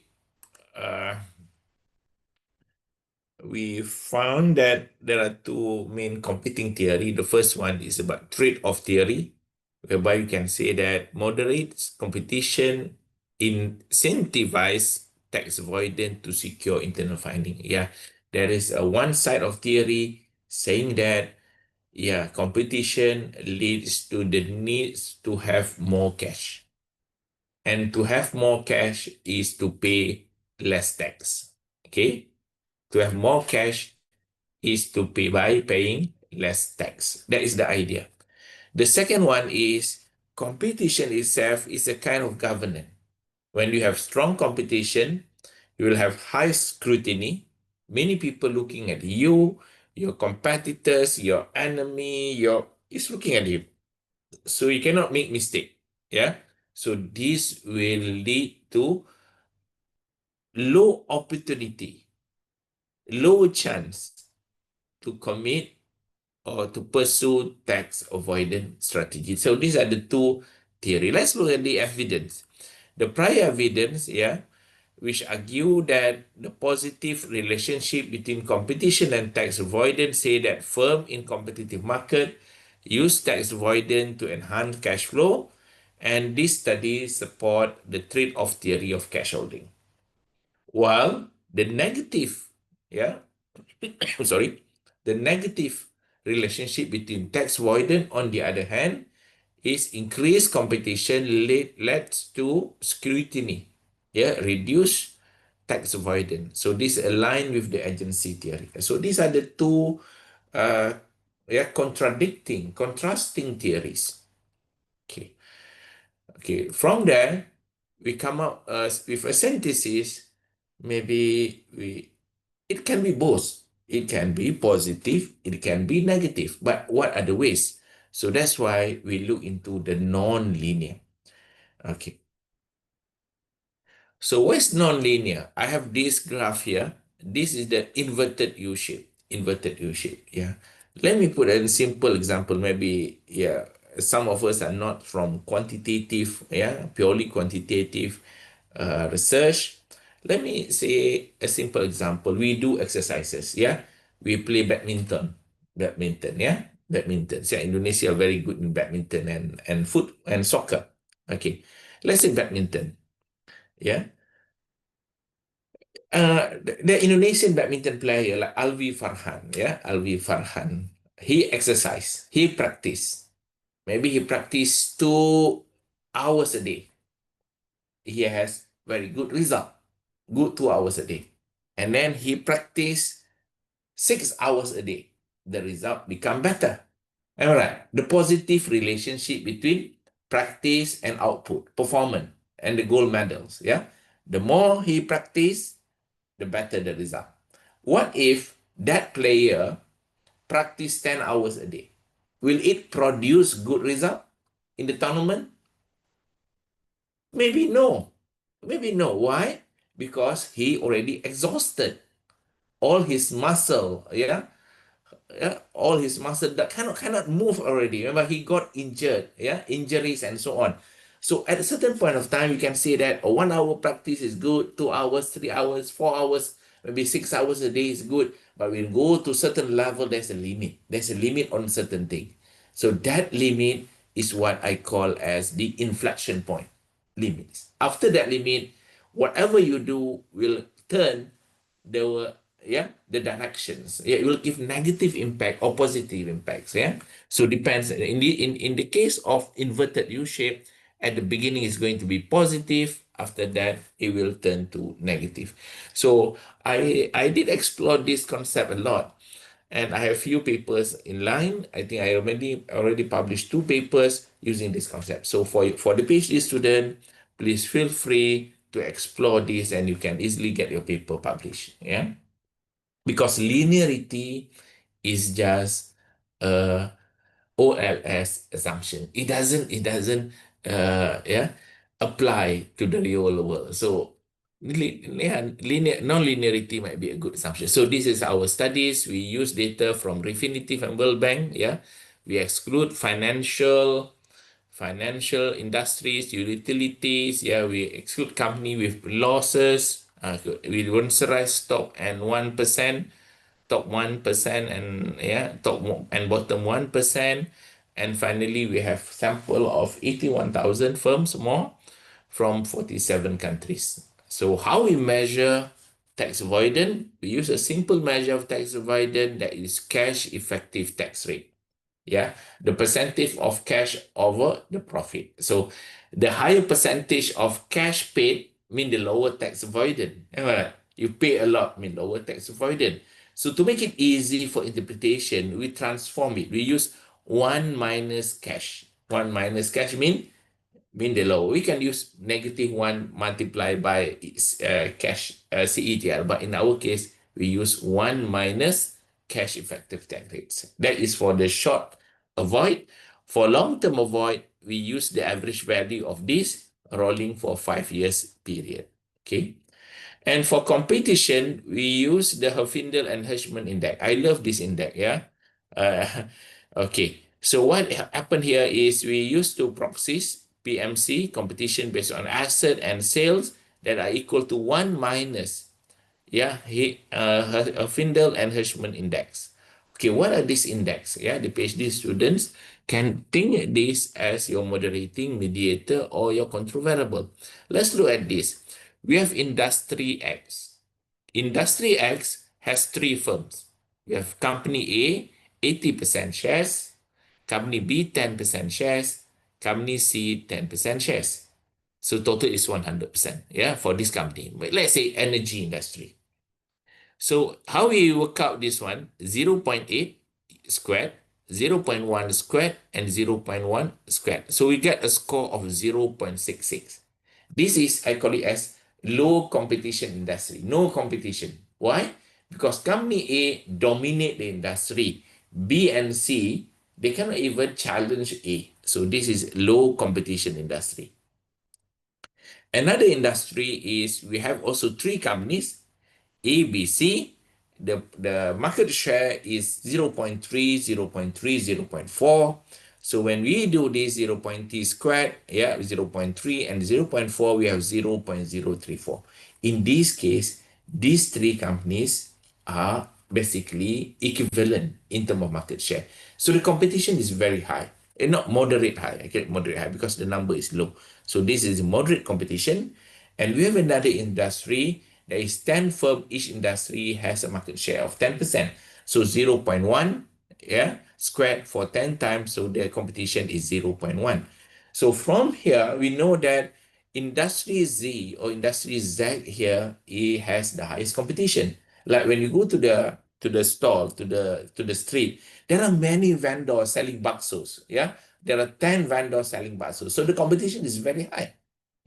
So because of that, to make it easy, we use 1 minus HHI index. So the highest value indicate higher competitions. Okay. So this is our model, like a basic model. So we have again competition and competition squared. Competition plus competition squared. Okay. So we use the panel data, corrective function, 1 year lag, and this is the result for our data. We have 81,000 firms year observation for short-term avoid, for longer term, long run, because we need 5 years. So we have to read, we only have 77,500 observations. Okay, so this is the result. When we look at this linear model, we find that competition has positive effect on tax avoidance. I mean, the higher competition, the more tax avoidance. But this result is not 100%, showing the real uh, the real outcomes or the real practice in that industry. So what happened here, if we do this non-linear, we add the squared term, we find a negative values there, negative value. What does it mean? It means that at the beginning, competition will increase tax avoidance until certain stage, it will push tax avoidance lower. So in other words, the result support inverted U-shaped relationship whereby competition initially increased tax avoidance. After it reached the optimal point, competition will reduce tax avoidance. Yeah. I mean, at the beginning, yes, competition increases, tax avoidance increases, but when the competition is too high, maybe after a certain inflection point, competition will reduce tax avoidance. Okay, so this is the diagram. This is the diagram, and this is the test that I use, U-test by Lin and Mahlem 2010 to see whether there is a presence of U-shape or inverted U-shape. This is the finding. You can use stator to generate this result. Okay, so can you see that one? 0.8. So the vertex, this is the vertex there. We can identify what are the maximum competition level before firm behave differently. Okay, so we did using alternative measures, using different measures of independent and dependent variable, we got the same result. And then we did different approach using weighted and quanta regression. We also got a different, we also got the same result, not different result. We use WLS, quanta regression, and our finding confirms that non-linear relationship between competition and tax avoidance. So we have very good result in that case. Okay. And then we test for endogeneity, using two-stage instrumental two-stage least square regressions. And then we have, I think, robust result whereby competition at the beginning will lead to higher tax avoidance. After the inflection point, it will reduce tax avoidance. Okay, so this is this is the main finding there. So our finding basically support support the both trade-off theory and also agency theory. At the beginning, low until moderate competition, it support the trade-off theory, and after that, it support the high competition, agency theory. Okay. So what are the implications of this study? We provide informations, insight to the policymakers and regulators. The need is for industry-specific competition dynamic. We should not allow company, maybe we don't promote, in a simple word, a monopoly or oligopoly to the markets, because this company, they don't have enough, peers pressure, because this company, they don't have enough monitoring, in simple words,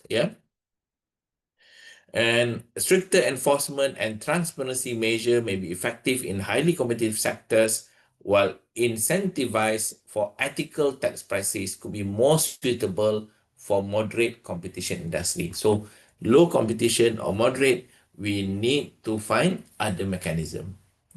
For examples, promote ethical practices.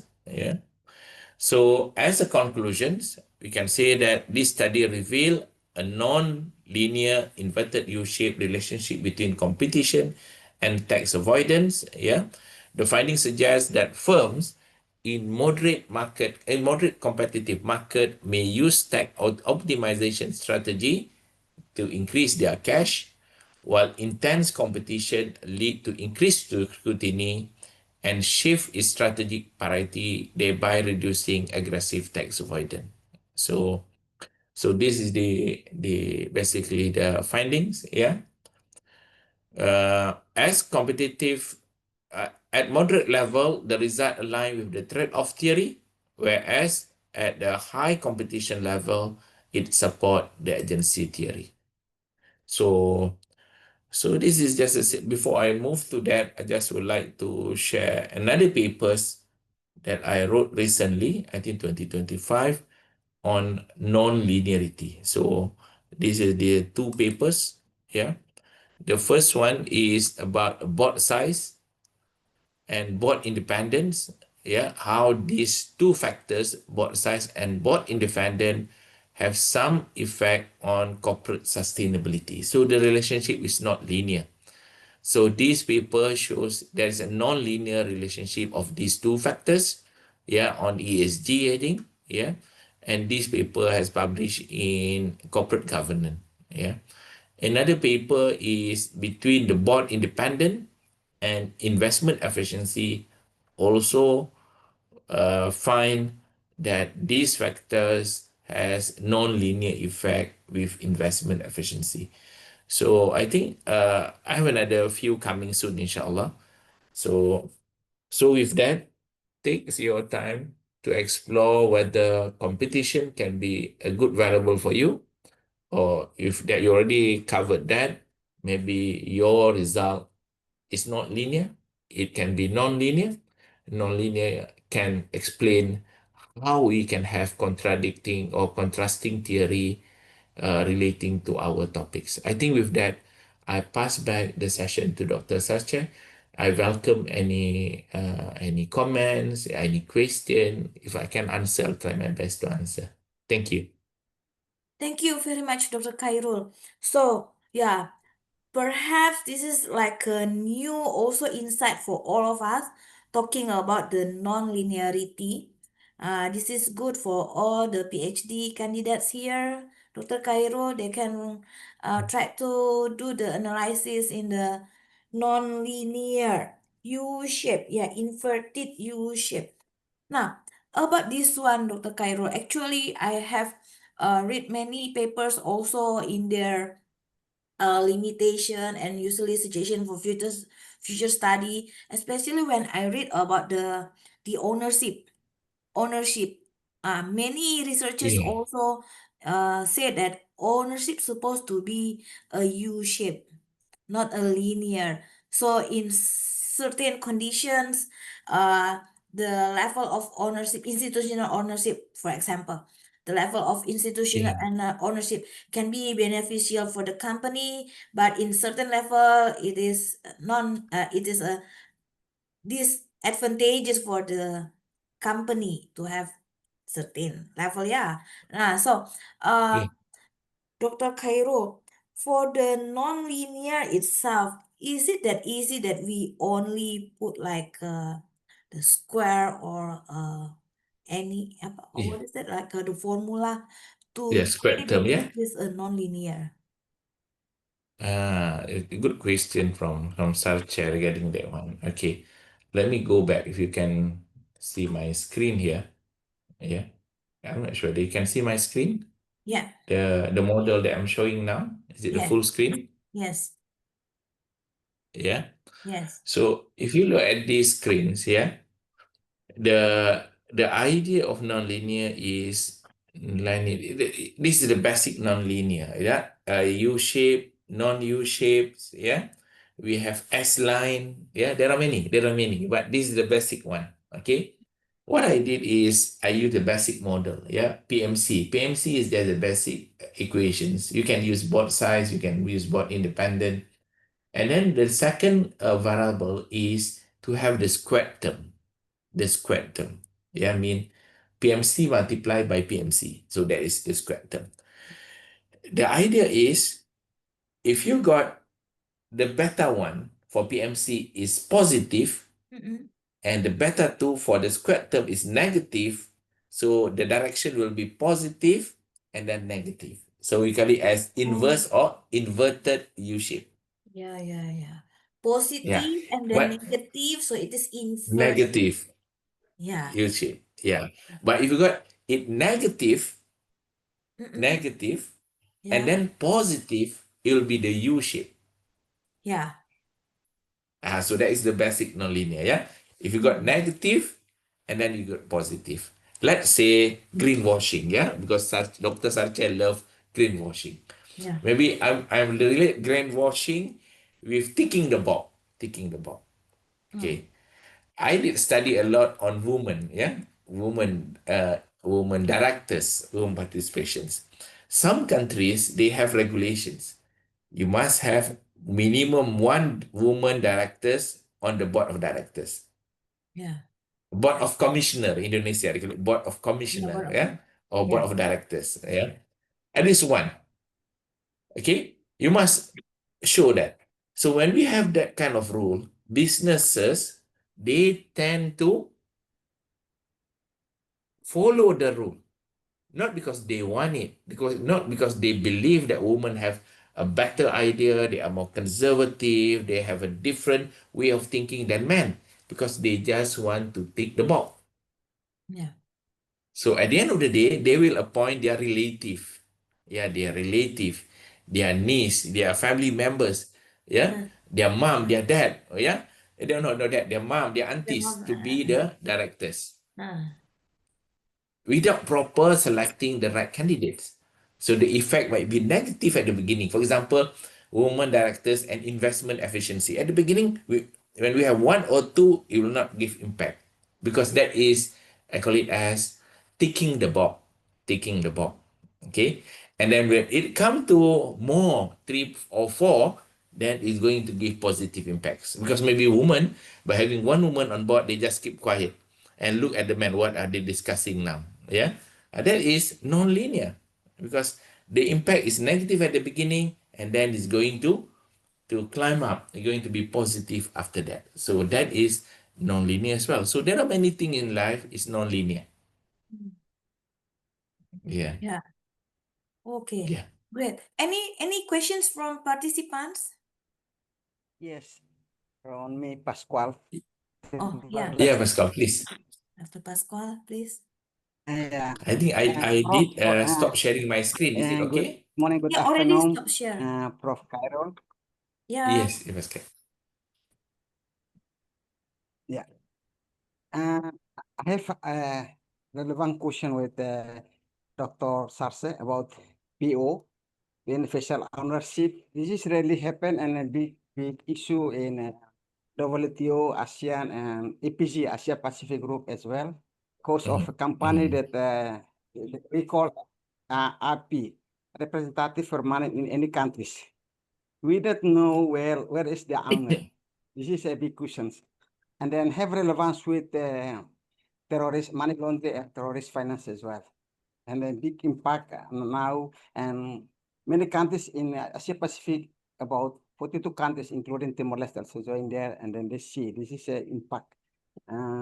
This is how nowadays we see this, and then even legal framework, everything, but something that behind the representative of a permanent company, we don't know where is the owner. This is we investigate these things because even we have a proper legal framework, legal those things, but they cannot. We have still have this organization we call APG, Asia Pacific Group, and then even in Timor Leste, and we have used kit cards and now move to new ITAS, but cannot help. If this is a big questions, not only for ASEAN but many countries as well. Yeah. So thank you for your analysis, and then we need more explanation so that we find a way to escape from this, and then we can recover soon for the future for purpose of good governance and good corporate governance. Thank Yeah. you. Prof. Thank you, Papa Squall. Maybe you can Mhm. invite us to do some research in Timor-Leste, is Yeah, that right, Dr. yeah, Cairo? most Yeah. welcome, Yeah, most inshallah. welcome. Yeah, I'm happy And to. Yes. Let me, many, yeah. I have Thank you. Yeah, I have very limited knowledge. Yeah, little knowledge about ownerships. Yes, from my study when I was student, that we believe that there are several types of business ownership. We're talking about business ownership. Yeah, the first one is, for example, in Asian country, we have a lot of government-linked companies, government-owned. Government-owned mean government, whether it directly own the company Mhm. or government through investment companies. Okay, I have Yeah. a paper titled Types of Politically Connected Firm. There are several types. Yeah, politically, family, yeah, all these. I think published in Journal of Applied Accounting Research. Yeah, types of politically connected firms. That's number one. Yeah, number two is the family business. It's very common in Asia. Family business. For example, Pascal is one of the millionaire in Timor Leste, so he has a lot of family business there. So there's a business governed by the family. Another one kind of ownership. The third one is widely held business, where nobody has control on that business. Nobody has control. All the shareholders only own small number of shares. So at the end of the day, during the annual general meeting, they have to find the real representative who's going to be directors. So we call it widely held shares. Nobody dominate the companies. So that is the three basic. And then we also have companies, the term ownership refers to the owner, whether, yeah, whether we have foreign ownership, or we have institutional ownership. So what is the correct formula? Because foreign ownership also provide resources, provide expertise, provide networks. Same goes to institutional ownership. That's got companies that own that government agency, for example, the pension fund, maybe the Ministry of Finance, put their money there. So these are also subject to issues. For example, the more money put by the government, does it lead to increase or does it allow manipulations? So these are very, very complex, and the relationship is not linear. Let me be honest with you, the relationship is not linear. Yeah. Yeah. Thank you. Okay. Okay. Thank you. Let Dr. me start. I Cairo. think there's a comment there. Yes, there is a comment here. So if Yeah. Let I'm me not see. wrong interpretation, one of your paper conclusion is about the bigger company, the more it get tax avoidance. I think not the bigger Uh, company, but in the moderate competitive market, it is yeah. high, higher tax avoidance. Is it? Sorry. Yeah, moderate competitive. Is it true? Yeah. Yeah. It's okay. Let me put this. Yeah. Uh, I'm not saying that the bigger company they will have higher tax avoidance. I'm not testing that. I'm testing the competitions. Yeah, Yes. the competitions. Yeah, competition mean when the industry competition increases, Mm-mm. firms tend to find way to save money by pursuing tax avoidance strategy. Yeah, when Mm-mm. they have many competitions. Yeah. Okay, until one dot, there are Uh-uh. too many players at the market. There are too intense competition. Yeah, I cannot do anything wrong. If I did one single thing wrong, I will finish. The market will penalize me.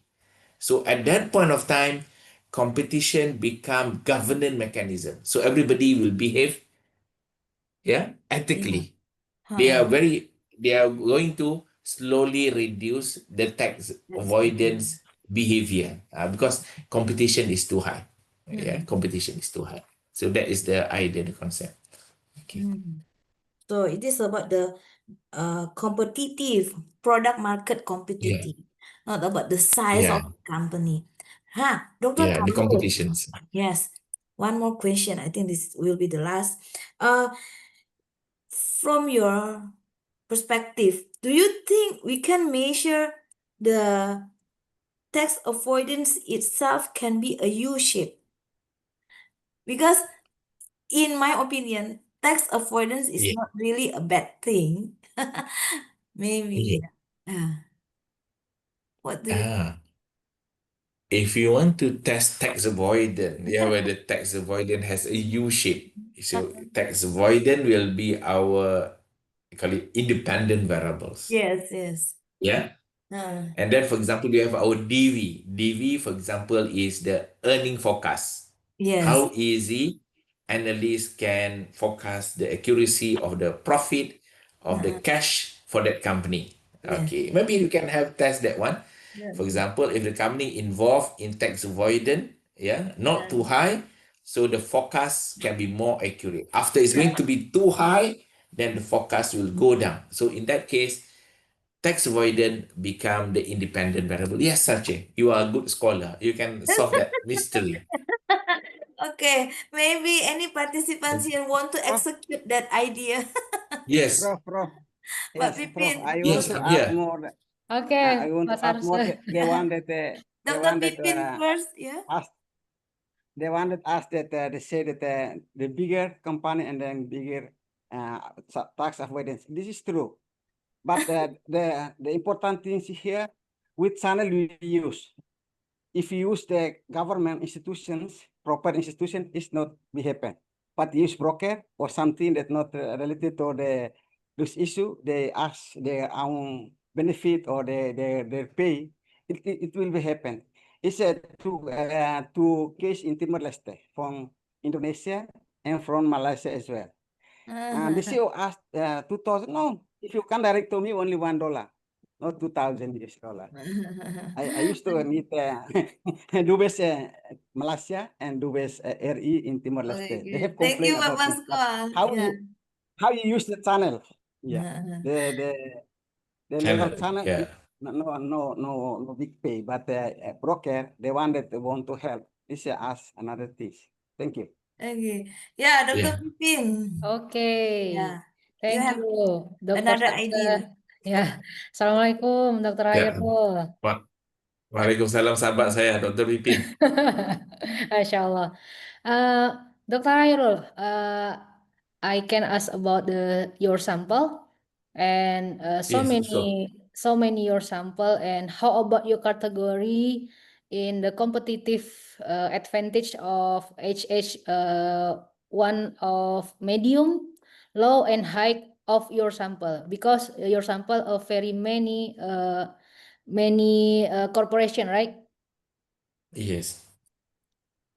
So there are certain industry, for example, energy industry. Yeah, Hmm. energy industry. Yeah. I'm not sure in how it works in Indonesia. Yeah, but in Malaysia, in UAE, maybe in Dubai, we only have one company selling or providing energy. Yeah, I'm not sure. Maybe Indonesia also have one company providing energy to everybody. So in that case, the company has less competitions. There's no competition, less or zero competition, because they are the sole provider of energy. Okay. But in certain country like New Zealand, when I studied that, they have 10 energy companies. You're not happy with the company A, you can call, I want to stop you, I want to buy electricity for another company. So that is in New Zealand. They have 10, maybe 10 or more than 10 companies selling energy, selling electricity to home. So we can call 1 minute and stop another. So that is competition. So when come to whether the industry is have high, low, and moderate, it will vary between countries. That's why we have to do it country level study. Yeah, maybe in certain country, plantation or might be less competitive, but in certain country, plantation is more competitive. We calculate competition based on industry, based on country, based on year. So every country, every industry, every year. That is our strategy. Yeah. Yeah. Oh, Yes. I hope that answer your question, Dr. Pipi. okay, Dr. Hairul, thank you. Yes. Yeah. Thank you very much, Dr. Cairo. It's very Most welcome. insightful. So please give applause to Dr. Cairo. Thank you Thank you so very much. much. So, I shared my paper if you yeah, want to yeah. download Oh, some of it. Yeah, yes. on the Thank you. links. Thank you. Bye-bye. Have a good day, Bye bye. everyone. So, don't leave first. We Oh, gonna oh, take don't a leave. picture, Okay. I think. Yeah, yeah. Okay. Okay. Thank you very much, ladies and gentlemen. Bapak, Ibu, kakak-kakak semua. So, thank you for your patience and positive energy to follow this conference since the very early morning, I think. Also, thank you very much for all of our distinguished speakers. So I finished the first session in this conference, second day conference. I give it back to the MC. Bu Nadia, are you here? Yes, thank you so much, Dr. Sarche, for expertly moderating today's session. Yeah, Ibu, yeah, and for leading the discussion session. It was very eye-opening. Yeah, and your insightful questions and skillful facilitation of discussions have also greatly enriched our conference. So thank you, Dr. Sarche, for your participation as the moderator. Okay. Yeah. I would also like to extend our deepest appreciation to all our distinguished keynote speakers today. Professor Cindy Yoshiko Shirata from Ibaraki University, Japan, for your valuable perspective on digital technology in sustainability reporting, and Dr. Jun Chao from the University of Southampton in United Kingdom for your enlightening presentation on internal mechanisms and social license. And then we had Professor Dr. Teresia Dwi Hastuti from Universitas Katolik Sugija Pranata, Indonesia, for your comprehensive insights on forensic accounting and fraud prevention. And last but not least, we had Dr. Khairul Anwar Kamarudin from University of Wollongong in Dubai for your fascinating analysis on product market competition and tax avoidance. So yeah, your expertise and willingness to share your knowledge with us have been invaluable. Yeah, thank you for contributing to the success of this conference. Okay. And before we move on to the next session, we will have a photo session, yeah, for documentation. It was skipped during the beginning due to the limited time. And for this, I need help from the Zoom operator, Mr. Ilyas. Please lead the photo session, sir. Are you here?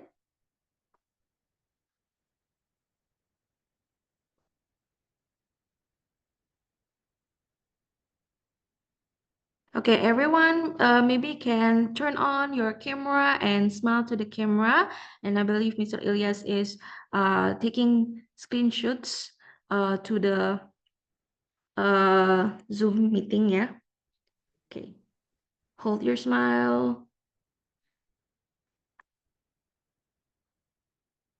Okay.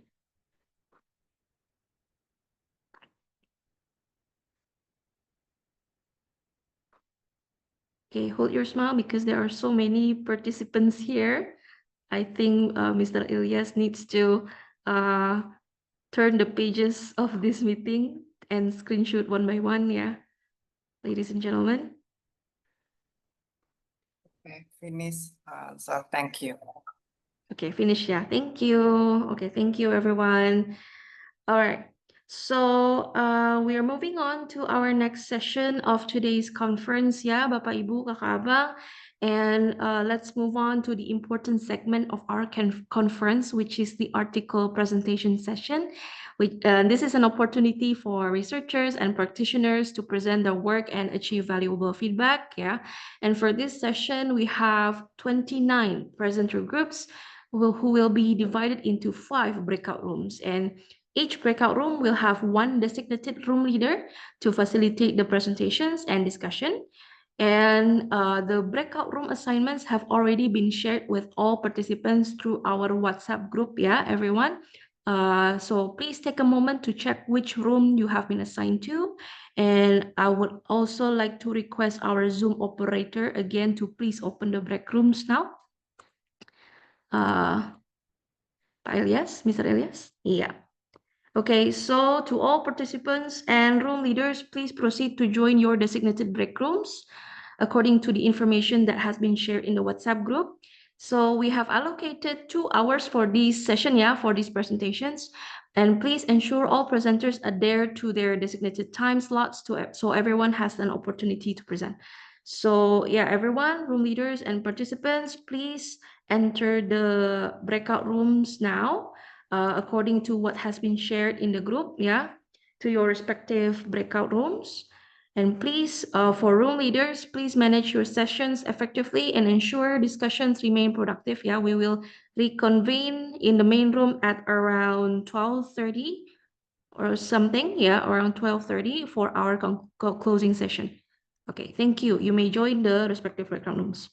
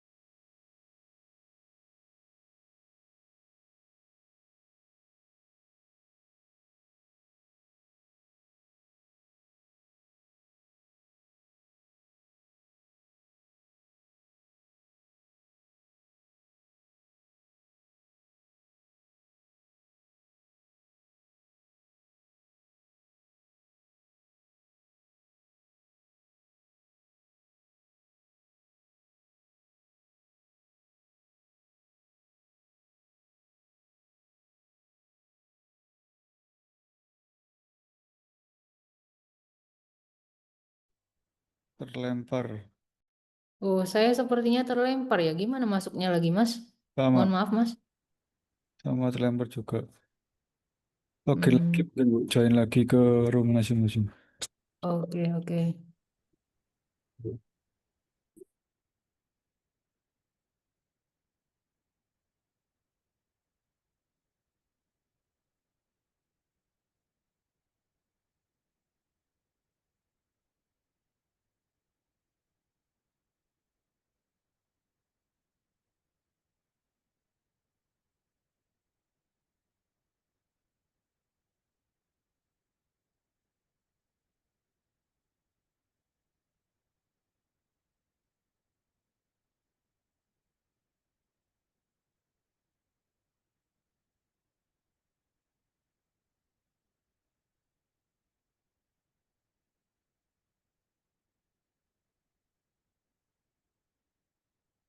Mohon maaf, panitia, saya mau join room 5 tapi nggak terlihat.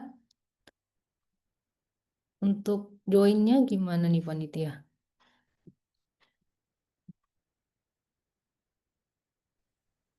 Sebentar ya Ibu Pipin, ini sepertinya dari panitia juga ada durasi breakout-nya. Ini sedang ditanyakan ke operator sebentar ya Ibu ya.